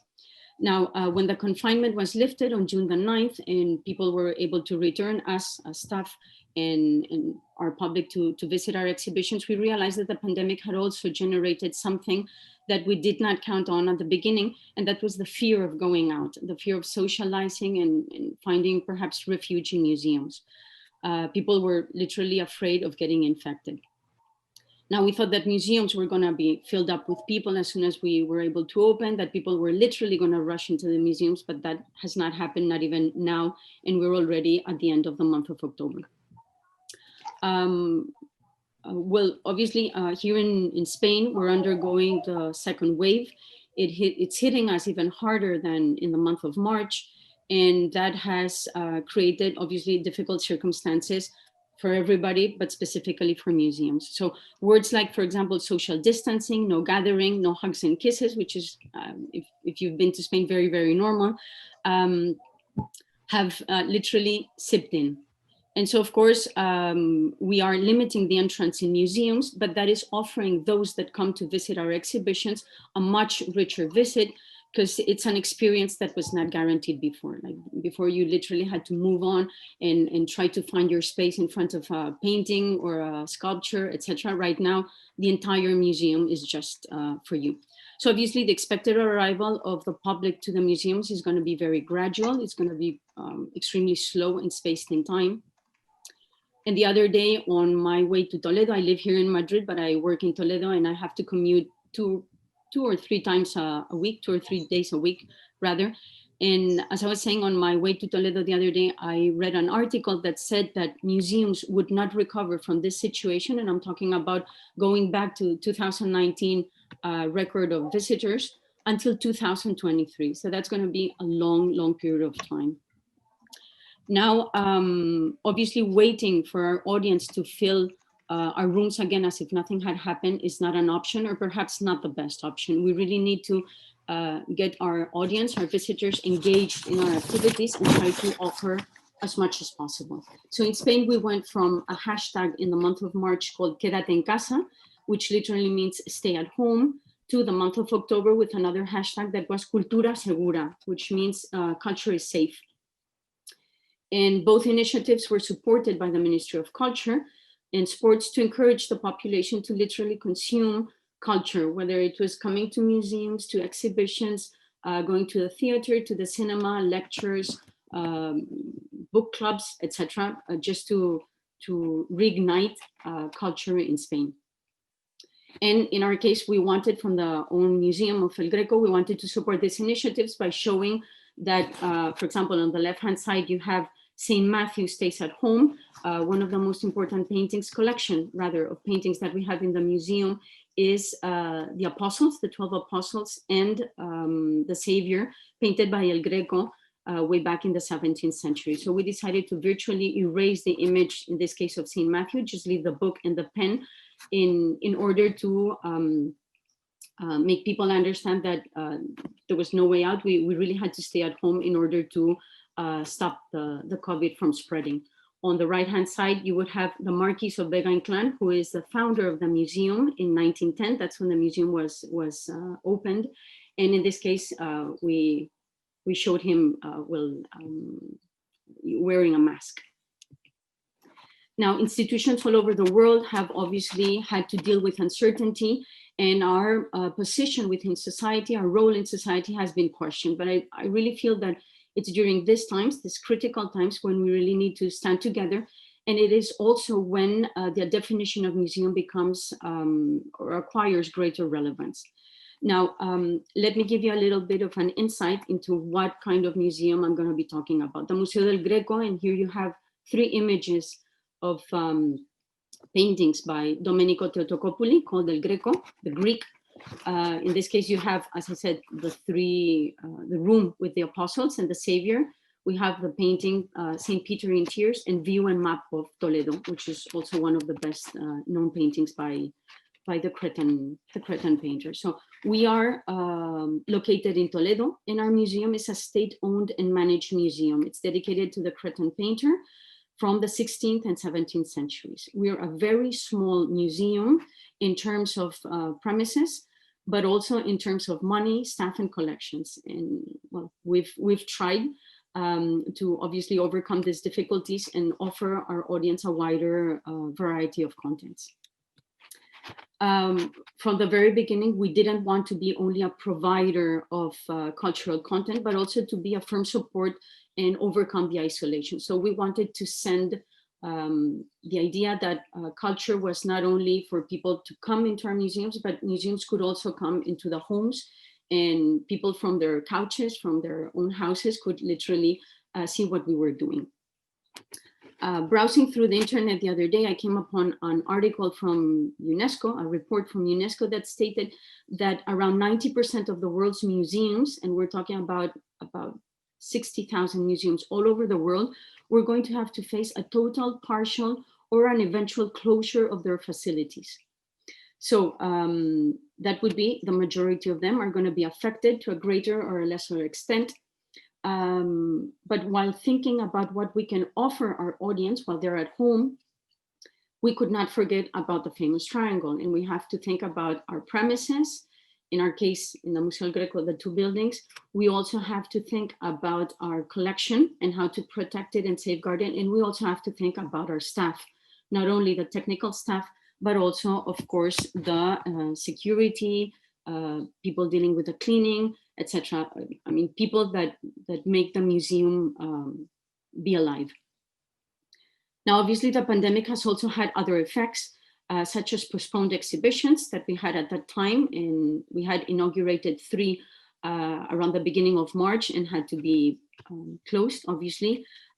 We had to extend loan permits for paintings that we had abroad. For example, in the case of Chicago, tomorrow morning we're getting back the painting that we had sent to the Arts Institute in Chicago for an exhibition called Del Greco, Ambition and Defiance. The problem is that just a few days after they inaugurated, the museum had to be closed. And obviously they tried to postpone the closure of the exhibition until mid-October, more or less. Obviously, there were also activities that were canceled, etc. So we had to embark ourselves in a new unknown world, trying to move into the digital world and trying to offer as much information as possible. And since the title of this of today is Adaptive Design and Responsive Solutions, I'm going to try to offer you an explanation of what we did from the Museo del Greco to overcome this situation.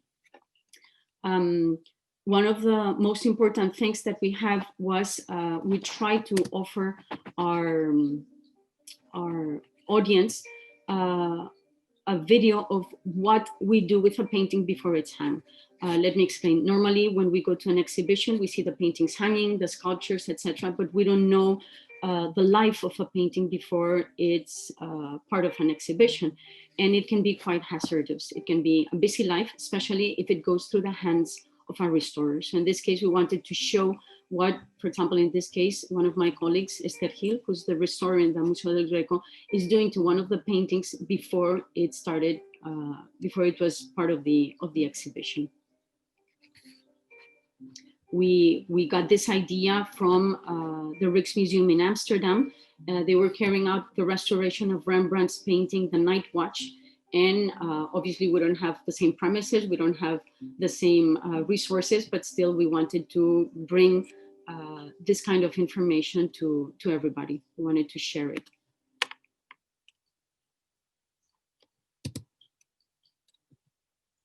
Now, another thing that we did obviously was, as I said, we had 3 ongoing exhibitions at the time when we had to close on the 11th, 12th of March. And what we did is we decided to create guided online visits to the exhibitions.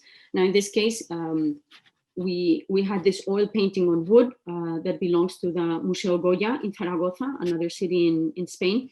And in this case, it's an oil painting on wood, as I said, from the 15th century with the enthroned virgin with child surrounded by musical angels. So as one of my colleagues decided to move around the room to show the painting, we wanted also to have highlights of the different techniques, the garments of the Virgin, the child, the little bird, etc. So literally you could from your own house see the exhibition, but come closer to it and be able to enjoy it. We also had updated tours of the museum. In YouTube, we already had different videos of the rooms in our premises, but we also wanted to do a new updated live video. So every Friday during the month of July, we had the opportunity, or people had the opportunity to visit the museum, and they could ask questions as we were moving around. Here in this case, you have the caves of the museum that are dated to the 14th century, or for example, the oratory with the painting by San Bernardin by El Greco. And this one was the one that we decided to, we chose for the International Museum Day. That day we had an initiative by the Museo del Prado, the Prado Museum. It was a video in which state and non-state Spanish museum participated with pieces of art, obviously, that were part of the permanent collection of the Prado, but were deposited in other museums. If you've ever been to the Prado Museum, you'll see it's a huge, incredible, amazing museum, but their storage area is also literally amazing. So many of their pieces of art are scattered around different other museums in Spain, and this was, well, the idea was to bring them all together in one video where everybody could literally participate. We also wanted to highlight the different social networkings that we have, our presence rather in social networks, by reminding users of the multiple digital resources that we had. Now, one of the important things that we do over the year is we have an online reading club.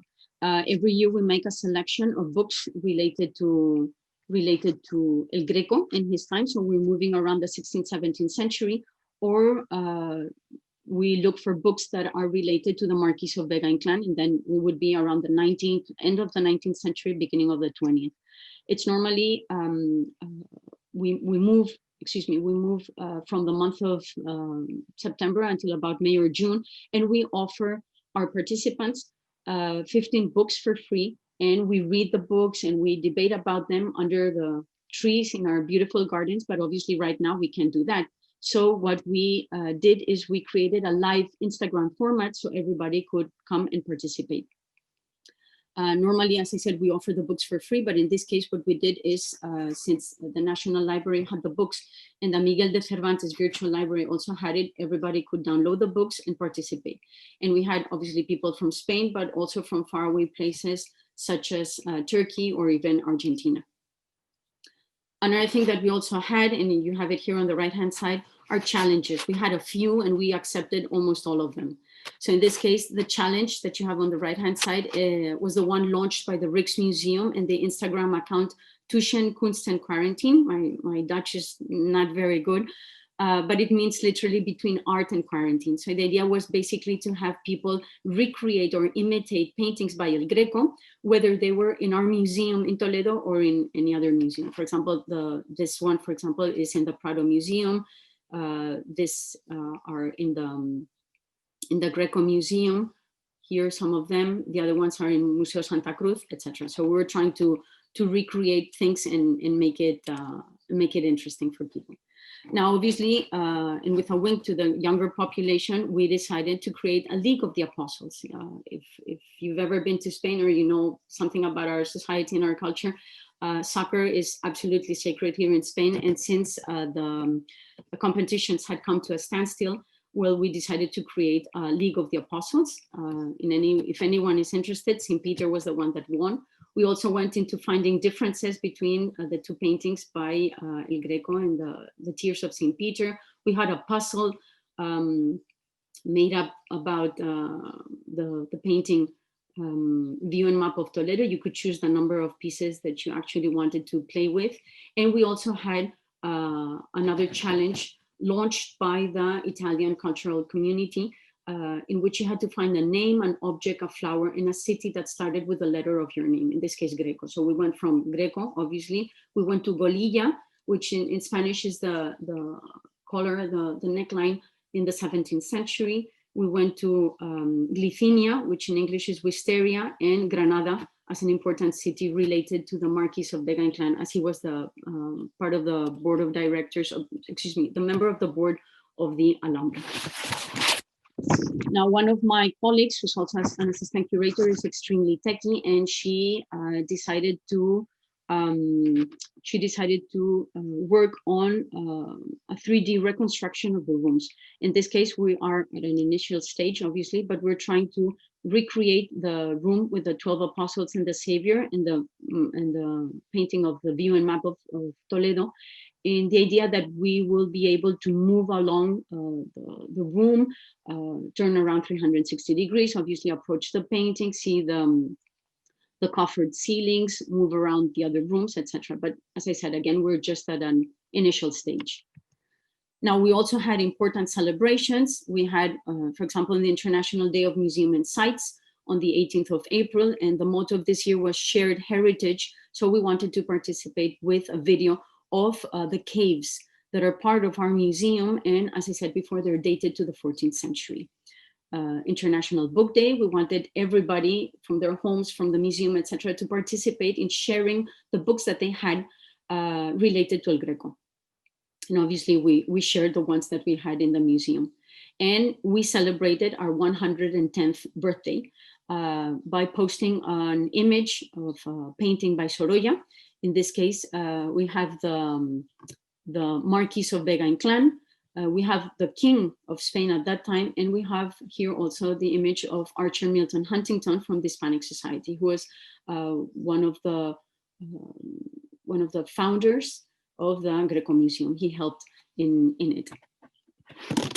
Obviously, we, throughout all these months, from the month of March when we had to close down until the month of June when we reopened, and still until now, we really wanted to know if what we were doing was correct, if we were getting to all our audience, and I mean not only the young crowd, but also the elderly, if what we were doing was correct, if we had any weaknesses, any doubts, how we could improve, etc. So on the International Day of Social Networks, we had a virtual meeting in which we tried to gather not only public, but also technical staff, and we had specialists, people that deal with cultural events, etc., to come together. And as it says here, ¿cómo comunicamos? How do we communicate? If we were doing it, as I said, correctly, if there were any weaknesses, any things that we weren't doing correctly, we wanted to know, and we all got together to try to improve our position within society, but also trying to help, as I said before, overcome the isolation that came with the pandemic. Now, once the museum was reopened on June the 9th, we resumed our activity, but always keeping in mind that we wanted the public to be able to enjoy and participate as much. So in the month of August, the curator in the museum, Pilar Rubiales, came upon the idea of a new hashtag, which was Agosto de Azulejos, and that literally is August in tiles. So the Museo del Greco has an extensive collection of Gothic mudéjar tiles from the 16th and 17th centuries, and we wanted everybody to share tiles that they had at home. For example, in my case, those were the 4 tiles that I shared. Those are Portuguese, but we also had people sharing tiles that they found on their holidays. Since it was August, we were on holidays. Tiles that they found on their way to work, or for example, in the bar next to their houses or where they worked. And as you can see, the response was literally overwhelming. Now, we know that museums are facing new challenges.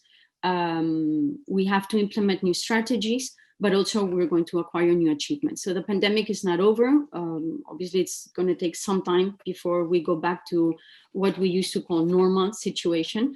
But as I come to the end of my presentation, I'd like to say that still museums, meantime, must continue to be places that inspire us, places where we can learn, where we can enjoy, places that make us feel useful, where we can socialize, where we can investigate and preserve for the future. And please just remember that when all of this is over, we'll be waiting for you. So please come and visit us. Thank you very much. Thank you very much, Isabel.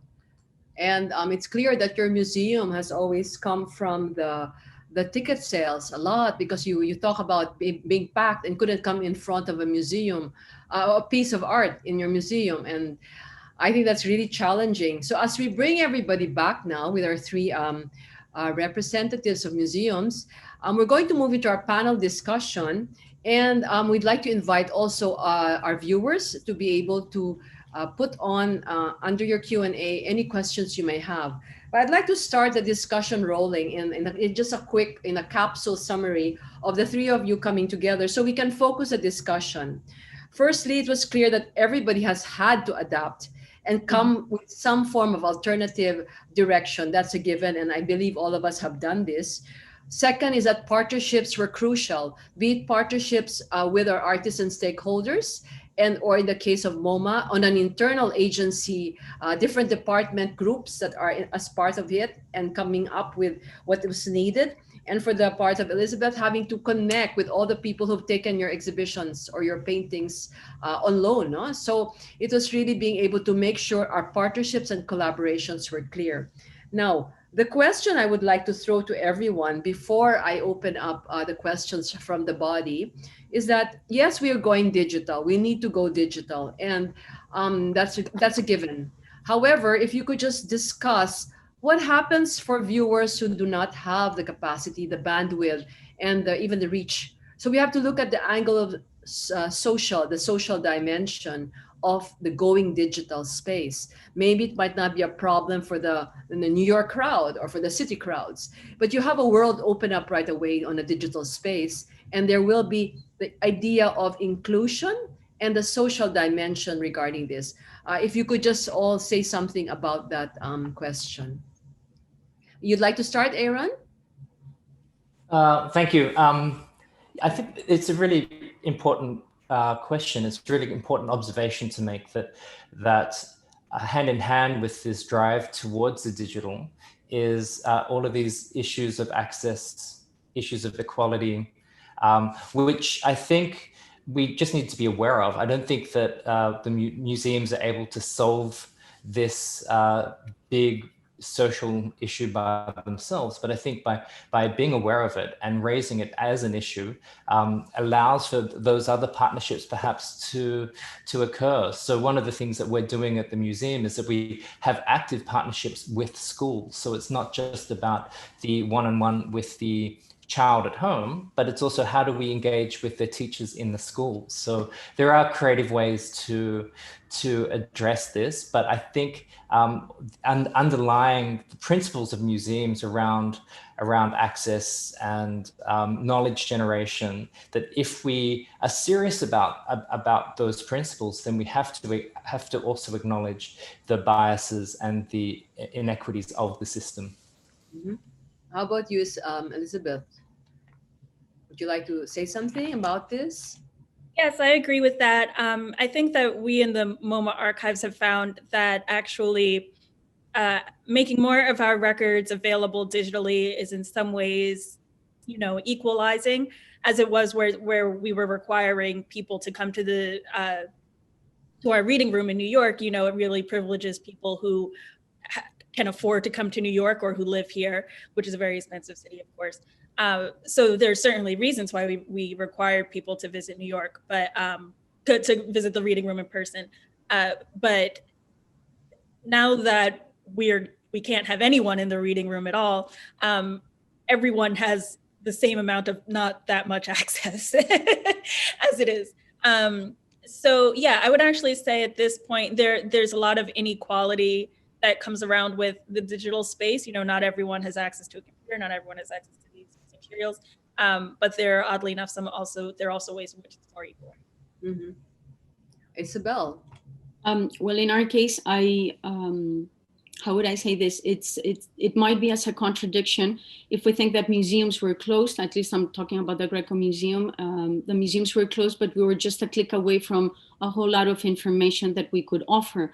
Now, I'm thinking about, for example, when you asked the question, Jenny, I was thinking about the people that come to our book reading in the museum, to our lecture club, and they normally are, I'm going to say, old people, not elderly people, rather to say they're in their 50s, their 60s, etc. And they're not too much into the digital world. So when we had to change our format into some kind of live Instagram format, not all of them participated in the last session because they weren't either they didn't want to create a new account in Instagram, or they didn't want to participate in that way, or they felt that it wasn't going to be the same as obviously reading the book under the trees in our garden. It was a different way. So sometimes I think that when we think about digital, we're thinking about everybody, but not everybody's in the digital world, where it's perhaps more focused on younger people that are really techie. That's not my case, but I really had to adapt myself during all these months. But especially for people that are older, I think it was a burden for them, and it was difficult to get them to engage and to participate in our activities. So although we've had a lot of people participating, those that were loyal in the sense that they came physically to the museum to read our books or to participate, etc., were not in the Instagram live format that we had. So we have to think about. That's actually the key, another social angle, because we were coming with Aaron from a Southeast Asian mindset and experience where you have the inability of a lot of our communities to even get online. Whereas over there, you have the more mature audience not being able to access, right? So these are two dimensions of that we might want to be able to look at. Sorry, I cut you off, Isabel. Was there something else? Don't worry. I was just trying to say that people that usually came to the museum to participate, read the book. Even we have cultural visitors and people that come and help others to explain the museum, etc. We're not engaging in our activities when it was through Instagram, and we have to think about them as well. We have to think of, we have to think about so many things. But I think one question, I mean, a couple of questions that have come up is all about the financial viability of museums. I know a lot of you, the three of you have touched on it, and so did our keynote speaker. But I think there's a worry, a real worry about the financial viability and how will museums survive in these times. And I'll put together another question in related to this anxiety, not only of the financial angle of it, but also the pressure of museum workers and the anxiety to be able to catch up with the rest of the community and come up with immediate programming solutions. So you have, meanwhile, the heads of institutions cracking their heads, cracking their brains on the financial viability, and now you have all our museum personnel and workers thinking of how do we quickly run in the digital space as we think of new programming. So I think this, I'll bring the anxiety into the discussion. Who would like to start? Well, Aaron, you want to start? Who wants to start?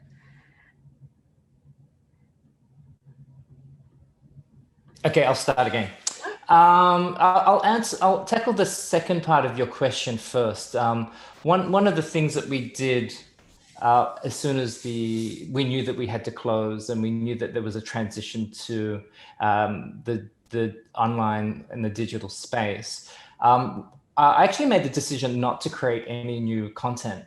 Not to create new content until we actually better understood what we already had. You know, we're only 3 years old. I mean, I appreciate Elizabeth's perspective also that, you know, you have a much longer exhibition history. You've got all of that really great resource at your fingertips. And I thought that it was more important for us as a young organization to make sense of that small cache of information and to make that accessible. So it was really for us maybe more of a communications challenge. You know, how do you get the information that you do have to the people who actually need it and require it right now? And of course, we were using social media. We were creating new content, but not in the same way. I mean, we're still doing it. There are playlists that are being developed by our teams. There are small pieces of content which were really about keeping not so much entertained, but keeping people connected and people in touch with each other. So I saw that it was not just about the pure education, but we had a social role as a museum to keep people in touch. So that's what I would recommend is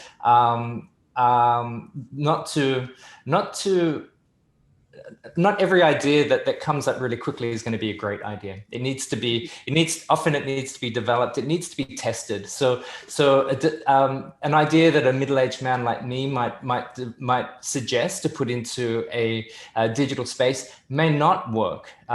So it requires the consultation with your younger team members in order to give you really great, frank feedback about those ideas, because we're entering into a completely different way of communicating with our publics.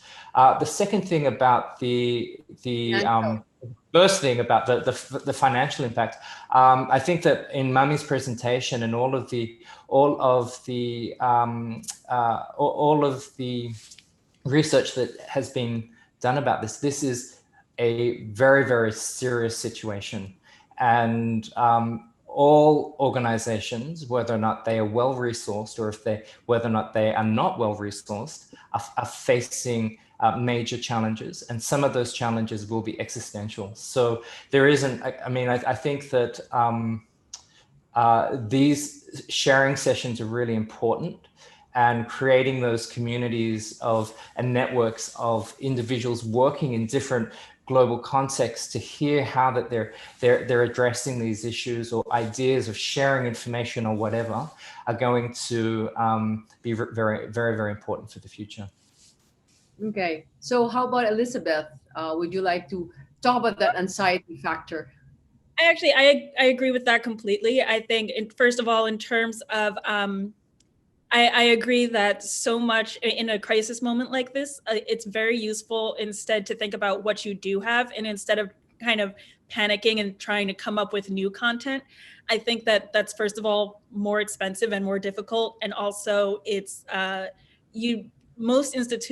think that a lot of times it's more important to look at the resources you have on hand and figure out how you can better communicate what's available to your audience, instead of trying to come up with something new, because something new will always be more expensive. Mm-hmm. Maybe I think the word isn't really anxiety. Well, anxiety is there. The fear is maybe not so much that with regards our work. It's really more the feeling of being overwhelmed. Isabel, would you agree with that? The sense of overwhelming anxiety, I think, no? Yes, I think it's a mixture. I think there are a variety of overwhelming anxieties. Yes, but I think that, I think social media teams are always thinking of like, oh, how can we come up with more? How can we do really create so many new things? And we found that people tend to love, like, something hashtag from the archives, some photo of something from a long time ago. People love that stuff, and the resources that we have, like putting together the projects that we happily had digitized for other reasons. Just using the moment that we were at home and didn't have access to our files, was a moment we were like, okay, how can we streamline this and make it easier to find for people who can only go to MoMA.org and not the MoMA building. So I think that's very important. How about you, Isabel? What's your take on the overwhelming feeling? Yes. Over this few months that we've had to work from home, it's been overwhelming, and I think Aaron mentioned it in his presentation, when we had to juggle with many different things. I'm a mother of a 14-year-old, and obviously he wasn't going to school, so I was a mother, teacher, cook, cleaning lady, absolutely everything. And it was overwhelming. Now, talking about the museum itself, as I said before, we're a state-owned and managed museum, so financially we're protected. Now, obviously, I also agree with both the panelists that it's not so much how much information you give, but the information that you give has to be quality. So we have reduced the amount of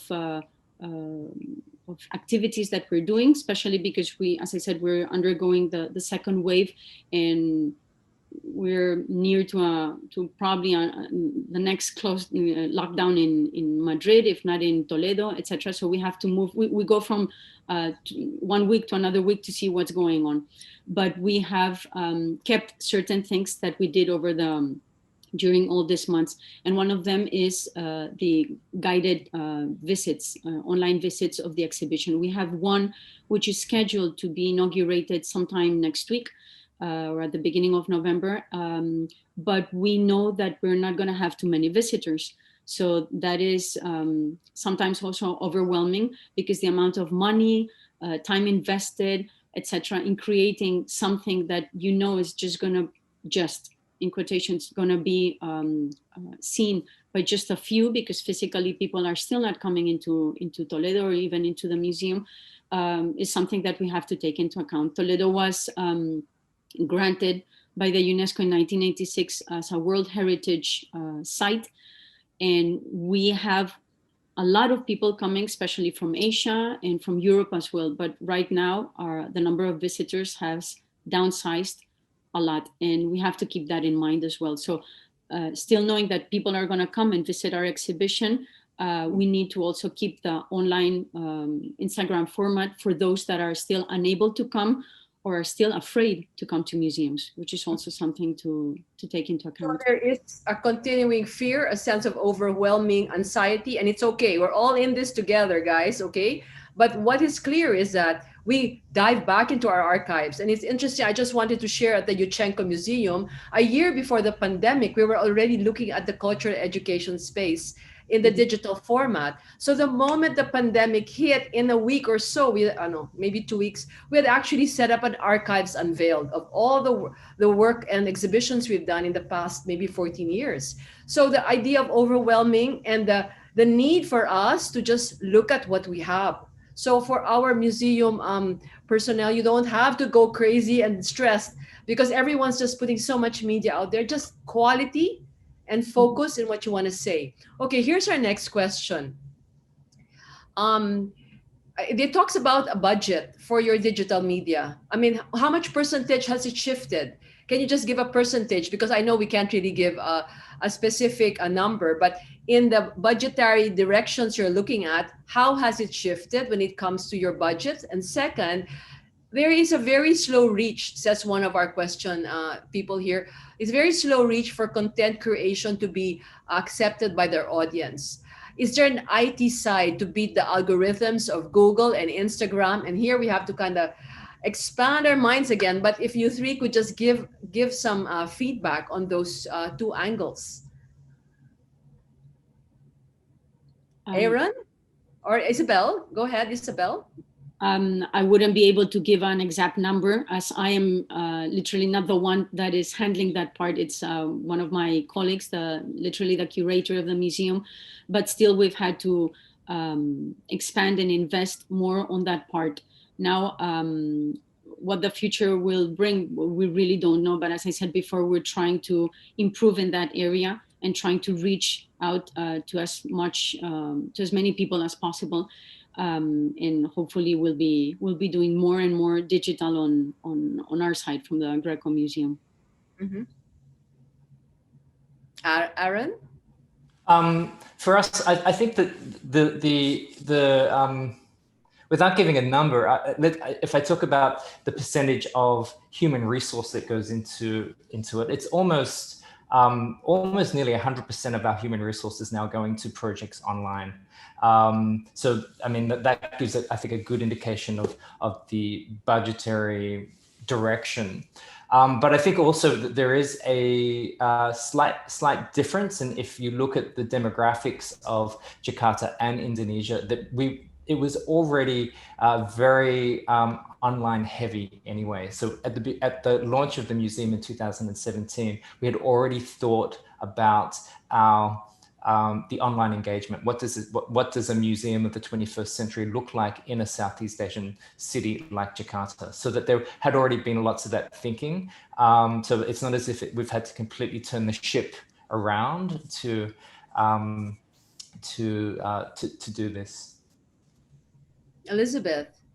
I can say MoMA's finance department is completely separate from me, so I can't speak to that exactly, but I can say that our real struggle right now, I know what it's going to be, is that MoMA started a program called a voluntary transition program to basically encourage, to give a packet for people who wanted to leave MoMA at this point. So kind of a good package for them to say, this is a good time for you to transition into a different career, trying to get the personnel down.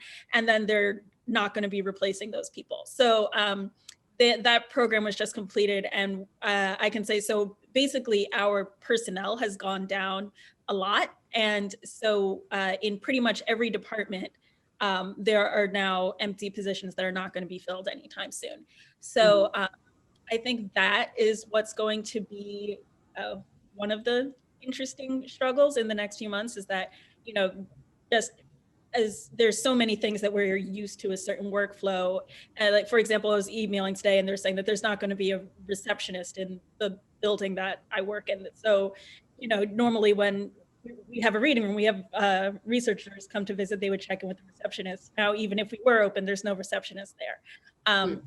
So I think that is the kind of funding, the budgetary problem. Financial budgetary issues. Yeah, actually, that's a whole lot. But I just wanted to see if you could answer two questions together, right?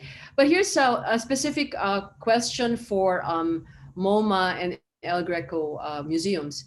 because in Southeast Asia, it's very young. The digital native is very young because there's a lot of young people, and therefore they're more savvy when you come to the digital space. So how old is the digital ages of both MoMA and El Greco Museum when you find your participatory audience digitally?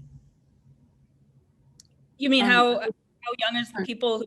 No, they're asking, the question is how old is the digital ages? Or maybe, yeah, what is the age range of the digital native that comes to MoMA and El Greco stages?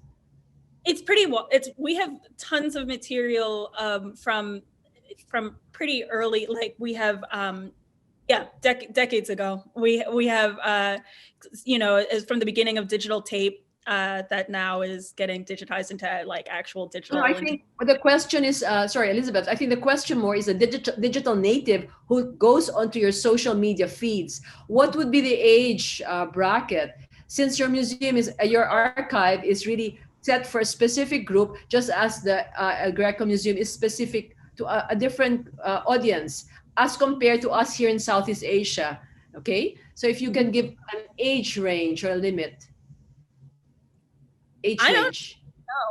I honestly wouldn't know. We have a social media team, but we in the archives don't have social media. And MoMA handles that. They're very touchy about it. So we in the archives don't have like a archives Instagram or anything like that. So yeah, I actually wouldn't know. And in our case, the people that are engaged in our Instagram live, etc. If you're talking about the audience, our public and visitors are around their 20s and their 30s, perhaps early 40s, but that would be the range between 20s and early 40s. 20 and 30. Okay. How about Aaron? We're coming from like 15, I think, no, from Asia. I can't remember the statistics, but it is pretty young. If you think that the Indonesia, at least, it doesn't have. I mean, of course, there's an aging population, but that youth population is actually much bigger than the aging population. So, yeah, I think that there are, as you rightly point out, a very different demographics at play, which I think underlines the fact that the institutional approach needs to be nuanced to the specific localities.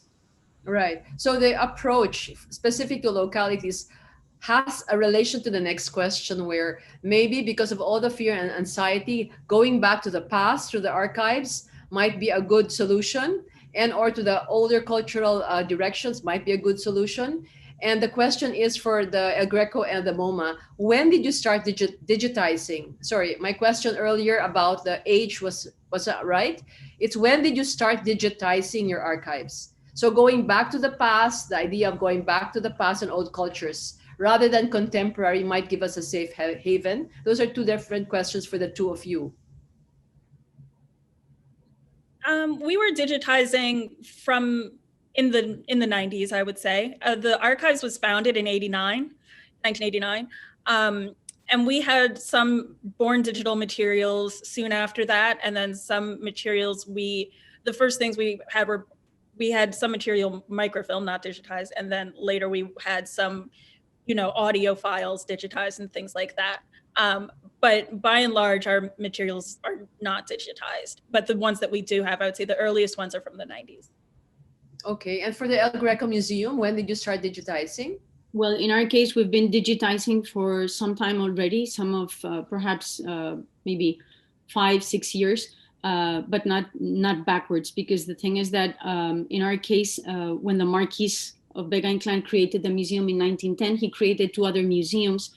And the majority of our archives are right now in another museum. It might seem a bit difficult to understand, but it's like that. So what we have kept in the Museo del Greco is the material that we're working on right now. We still have a whole lot to do, but our museum, when I said that it was small in terms of staff, literally I'm the only person in charge of all the documentation and the archives. So I'm literally trying to work with that, but other things are coming up and we need to work with that. So digitizing our documents and our information is something that is still pending and something that we still need to address in the next few months, few years. And not be overwhelmed, Isabel, because if you're doing everything, don't be overwhelmed. I'd like to send this question to Aaron, because you see, Aaron, our two other institutions are such old, have had such a history, right? And you've been alive for 3 years. Can you say something about now how this whole pandemic and how you can give some advice to institutions that are much, much older, since your MACAN museum is 3 years old? I mean, it's when I think about a pre-planning of the next 10 years as you build a new museum and start thinking about what to do, right? With a 3-year-old museum at the pandemic stage, what advice can you give for older institutions? Yeah. I think that we can all learn from each other's experience. I don't think that there is. I don't actually think that there is an answer, to be completely honest. I think that we need to be open, and we have to listen to our audiences, and we have to listen to the expertise that is in our teams. I don't think that there's advice that I can give to any organization. I would definitely love to hear sometimes to get advice in the middle of the night from people when those pangs of anxiety appear. But definitely, I think that there is a lot to learn, and I think just even going back to your previous question, I think that we also need to acknowledge that there is anxiety, that we can't just ignore the fact that there is so much uncertainty around the corner, that there's uncertainty that faces us today. And I think that we do need to maybe embrace it and try and find the silver lining within those challenges. All right. There are 3 questions I'm going to answer in a capsule, because all of you have mentioned something about this. Whether you will continue with your traditional audience, are you going to focus on the totally new, or keep the traditional audience, as well as being able to go back to the old-fashioned ways of printing catalogs, exhibition notes. And I think the presentation of Aaron of hybrid, the idea of a hybrid direction, would answer this question. So I'll not post that anymore to the panel, okay? So the last question I'd like for us to tackle before our time is over is that I think the El Greco Museum has mentioned the idea of an interactive online space, as well as earlier our keynote speaker had mentioned about going onto an interactive space where everybody can learn all together. And how did you do this is a question for the El Greco Book Club. Was it a live classroom? How do we do things which is not just Zoom? How did you go about managing this interaction? Well, in our case, the image that we had was a book of Benito Pérez Galdós, who's a very well-known Spanish writer from the turn of the century. And we decided to carry on with the books that we had decided previously. When the pandemic came, we had already planned 4 or 5 books for the year. And obviously, since we couldn't do it physically in the museum, we had to choose another format, and that was the Instagram Live. Now, as I said before, not everybody that usually came to the museum participated in this, but yes, we had people that normally can't come because we have limited the number to 15 people. And in this case, others from other countries, etc., that obviously don't come to El Greco, were able to participate. Now, it was done since the book was about 1,000 pages, more or less. It was quite thick. We decided to divide it into 3 different sessions. So we would stipulate what days we were going to read it. People had to read it at home, and then it was the book that I read, the one that I did. We would comment on this. Obviously, I had ideas that I was going to share with them, try to explain the social, historical, political context of the book at that time, and people could participate with their own questions, or even with ideas, etc. But it was more me giving the information and people receiving it. We had people participating, but not as much. It was something new, and we'll have to work on it, because precisely the newness of is what we want to share, where everybody in this panel has attempted an adaptive a new solution, be it a scan as the way the Matcha Museum has done with the children's book, and has transformed totally a participatory creation of art where the Balinese artist had drawn it and you had to do the whole photography into augmented reality at the Matcha Museum, or with Elizabeth at the MoMA having to create a whole new listing of archives and working internally, and to the online of interactive Zoom directions. I know, sorry, not Zoom, the interactive Instagram directions that the Museo del Greco has done. So I think this panel, I mean, has given such great ideas in your sharing, but I'm just gonna give you like in one sentence, a fearless forecast or a message to just wrap up this overwhelmingly anxiety, fearful direction and space we all are in. If we could just give that to our museum, to our audience right now, just a sentence or two as a fearless forecast or a message, just to close this panel. Aaron, would you like to start? I'm always a lucky first one.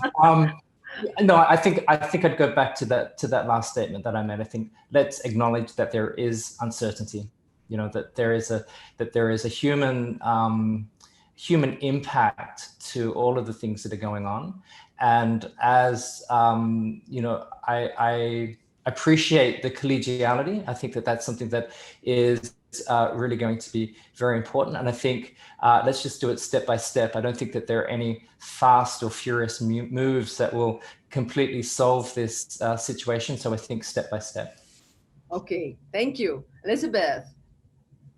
Sure, I would say my one sentence is that you and your institution probably have more resources that you already have on hand than you realize, and that there's more that you have to give to your audience that is just waiting for you.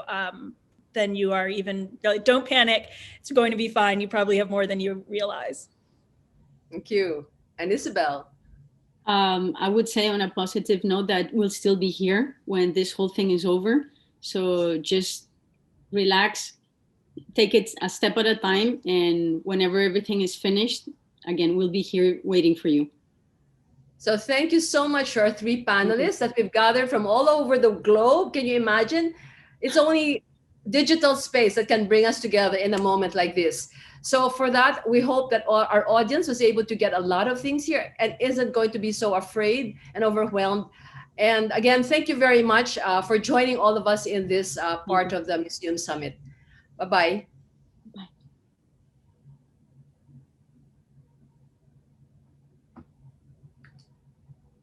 Thank you to our speakers and our moderator today for conducting another relevant exchange during this morning's session.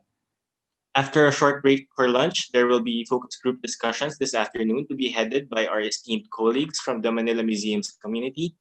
We have sent out emails to select attendees as we have limited number of slots for our focus groups. Our focus group participants, please be reminded that there will be a separate Zoom meeting for our sessions after the break. Kindly check your email for the meeting link. Everyone who's tuning in, this concludes day 3 of A Call to Transform Manila Museums Summit 2020. We would like to invite you to our culminating session tomorrow at 9 a.m. with the theme Mobilizing the Philippine Arts and Culture Sectors. Feedback from the participants of the focus group discussions will be reported by our chairpersons, Mr. Jerry Torres of the Center for Campus Art, De La Salle College of St. Benilde, Ms. Rica Estrada of the Visual Arts and Museum Division of the Cultural Center of the Philippines, and Ms. Boots Herrera of the Ateneo Art Gallery of Ateneo de Manila University.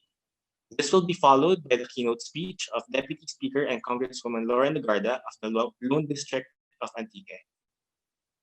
To close the summit, we will have a synthesis of the proceedings by Ms. Cedi Lopez of the Lopez Museum and Library. Zoom participants will receive the webinar link for day 4 right after the session. Just a reminder, please accomplish the survey form which will appear after you close the webinar on Zoom. For more important updates, please follow the Summit event page on Facebook.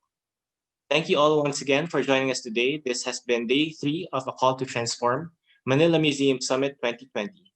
We hope to see you all tomorrow.